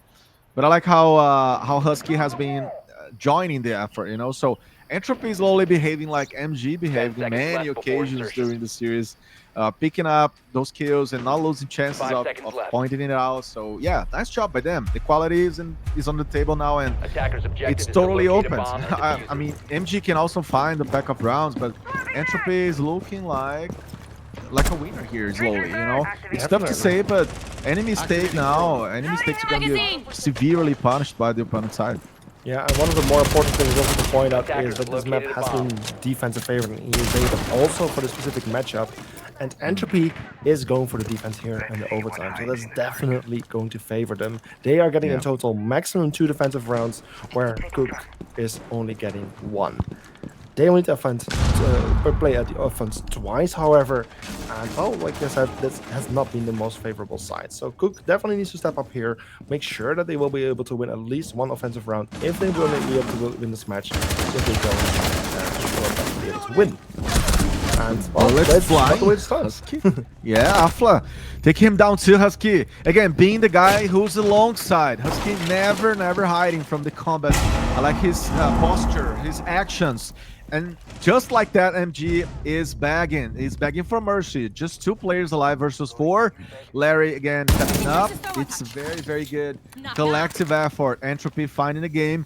And MG looking very sad, very green round now, because Larry, on the beginning of the map, he was another guy. Now they're lacking energy. I don't know what's happening. Larry and Karen to find this one, but Karen finds the kill and still makes MG side believe on anything here. Yes, the 3 versus 2 is definitely still possible for either of the sides, especially as Larry finds the kill point. It's a double onto Jew. That's a triple for him so far. And suddenly Maestro is the only left player standing. Probably still some Valkyrie cameras and Maestro turrets working in his favor, collecting information by his teammates. You can see every teammate is watching a camera, is watching default cams, is watching Valkyrie cams, Maestro cams. There's so much utility. Even Bulletproof cam is in play. But at the same time, the defenders have 1 minute remaining. They have some utility, even Heartbreak utility on the Ibana. They have the IQ to spot out those gadgets, and they have drones. So technically, the defenders definitely should have a good chance here. However, the gun used by the Maestro is an absolute beast. But luckily, Kyron finds him in time, shuts down the Maestro, and wins the round for Entropy, putting them once again on map/match points with a 6-7 score. Yeah, they fight back, right? You could expect for them to be eventually like already feeling dominated, feeling far away from any kind of potential comeback. But there it is, 7-6, and the game gets into another chapter. And this is by far the best map so far that we have been seeing, because it's a lot of back and forth efforts and features and elements here. As we see now, MG looking confident again to find this potential 2nd round in a row, and let's see if that's going to lead up, to a potential victory, because MG, they did a very good job in the first map, and then Entropy responded, and now it's all about who's going to be building this streak of rounds again, mostly before than always, or before most, because again, whomever finds the sequence is going to be finding a victory as well. Now, even more than before. Yeah, definitely. 10 seconds remaining. Well, like I said earlier, you can throw it in the bin. Defense has been the most favorable. QuQ 5 seconds miraculously left manages before to win an insertion. attack, and they are now going for the defense. They are going for the bomb site, however, Attackers are where, moving well, to defuse interesting a things have bomb. happened, right? We have seen Entropy going for very interesting and effective pushes here, which really weakened the structure of QuQ. But at the same time, they're not bringing those same operators anymore. So the play got a bit old. QuQ is definitely aware of their weakness and would expect it for this time to happen again. And we see Entropy, Afla already getting injured and getting finished by an impact nade. That's not what Entropy is needing in this situation. Especially the Jekyll would have been very useful to make a nice entry in the map, find out those roamers, and get a nice foothold onto the building. And then also Rise losing it to the hands of Kyron. Yeah, this is not the start that Entropy needs when they're down points in a critical situation like a map point. Yeah, yes. MG's potential of stealing the map again being pretty much showcased here as Entropy falls down a little bit on the focus maybe, right? Of keeping the guys alive and you know moving the lads and finding the kills. As you said, they don't have Virgil, they don't have Jackal, excuse me, they don't have Buck now, so it's just 3 guys. And MG gonna have to play this one nicely. Manikai takes Jewett down. Let's see what else he can do. In charge here. Good job by Entropy to try to find them, but not so promising here, Bose, as it's a 2v5. Yeah, 2v5, definitely not good here for the side of Entropy. We now, well, where Hesky does find the kill. The Kyron now finds almost a second. He did get, no, not even injured, but Ethan then finding Batchy, leaving Husky here left side in this 1v4 situation. He needs to find those 4 players if he wants to have a chance. Meanwhile, we can also see a verticality being created by the mute. Sophie could get healed up here by the dog. Very creative and effective, which will make any future gunfight even easier, while the Ashe is unfortunately on only 40 HP, not too much to work with, and yeah, she needs to be Attackers very recovered the careful diffuser. with any gunfight. Yeah, especially now because MG are stacking up, and just like our friends from the chat are saying, like, what did happen to Entropy? They're commanding the actions. They're totally ahead in the map, and suddenly just looking behind and falling behind. Everything is falling apart, and MG has 4 men versus 1. But just like that, Larry puts a final dot to this round. MG so strong, right, and dealing so much damage. It was impossible for Entropy to find this one, as we had the final moments and the 8-6 in favor of MG, Bose. There it is, 2-1, sorry, on maps, and they make it happen with MVP, with a lot of justice here going to Larry. This guy changed the game, to be fair. Yeah, this was definitely a very beautiful game between these 2 teams. Both have done absolutely very, very well. But in the end, of course, MG QuQ proved to be the better team in this matchup for today. Very well done. Of course, Nighthaven was a very thrilling map, much more closer than the first 2 maps that we have seen. I mean, in my opinion, a perfect case and a perfect scenario for the Cider map, where it really comes down to the last map. Because, of course, the first map, let me just go back in history, Chalet was a 3-7 in the favor of MG QuQ, where we then went to Cafe Dostoevsky with a 7-4 for Entropy Gaming, and it all came down to this last map. And man, this last map was a roller coaster. Player disconnecting, crazy clutches, crazy rushes. We have seen flawless rounds. We have seen beautiful things. But like I said, in the end, MG QuQ is the team coming out on top. So very well done by them. Yeah, and interestingly, for MG, you know, the fact that one of their players was off the game temporarily did not mean that they lost the track. Quite the opposite. They found a way back. They could build up on this comeback, and there it is. You know, surprisingly, they could just beat Entropy, who in the end were not as tough in the late seconds and minutes of the rounds, and they found themselves a map. So 2-1. After Entropy could make a movement, right? They were back. They equalized the series, but on the 3rd map, everything changed. Yeah, indeed. And well, of course, this means that MG QuQ will be moving to the top part of the round 3 and Entropy to the middle. We can actually bring up the bracket right here, so we can actually have a proper look at it. Here we can see it. Entropy moving to the 1-1 section of round 3 of Swiss, where then QuQ is joining teams like Minions and Ground Zero in that upper part of the bracket. And of course, like I have seen quite a few people saying in the chat and also you like about Entropy not doing as well as we're used from them. Yeah, that's definitely true. They didn't do as well as we would expect from them, also given that they were the higher seeded team in this matchup. But at the same time, like they're only going to this 1-1 match of the third round of Swiss. They're not in a danger zone. They're still only one win away from going to a winner match, but also one round away from going to a loser match. So they're still like in a pretty good situation. They could still end the Swiss by playing only 4 matchups. Like if they get out at the 2-1 match, they've only played 4 instead of playing the all 5 if you go all the way to the 2-2. So they're still like in a good position. There's not much to worry about. They could eventually be joined like by teams of like MVG, other teams like of course Silent is already waiting there, PBX is waiting there. You might see Ghost Army go there, or like a team like E-Wave. Like there's so many good teams in this competition. There's not a single team where I can currently say like they're the worst team. They don't really stand a chance. Like everyone stands such a good chance at this point. And yeah, the season is just looking so good at the moment. And well, yeah, this is currently what we're looking at with the current standings. And let's just talk about the match for tomorrow, of course, because we also have that prepared for you guys. Tomorrow, we're going to see the final match of the week, which is also the final match of the round 2 high matches, which is LDL or LDL Valor, as they're called these days. Versus MG with. So another MG team that is competing in this competition.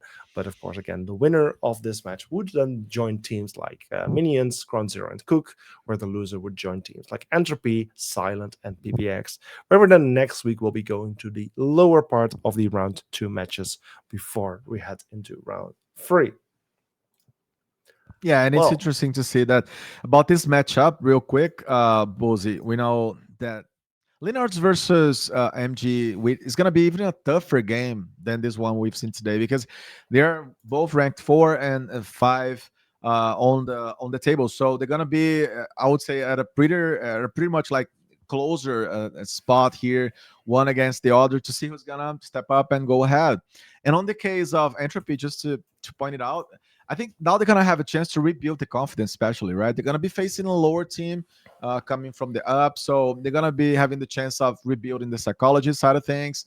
I would say that's what they lacked today, mostly. More than bullets, more than technicalities, but like, they need to behave better at some occasions of like seizing the game to themselves. And we didn't see that much today. So it's another chance. It's another opportunity for Entropy to step up and prove themselves again.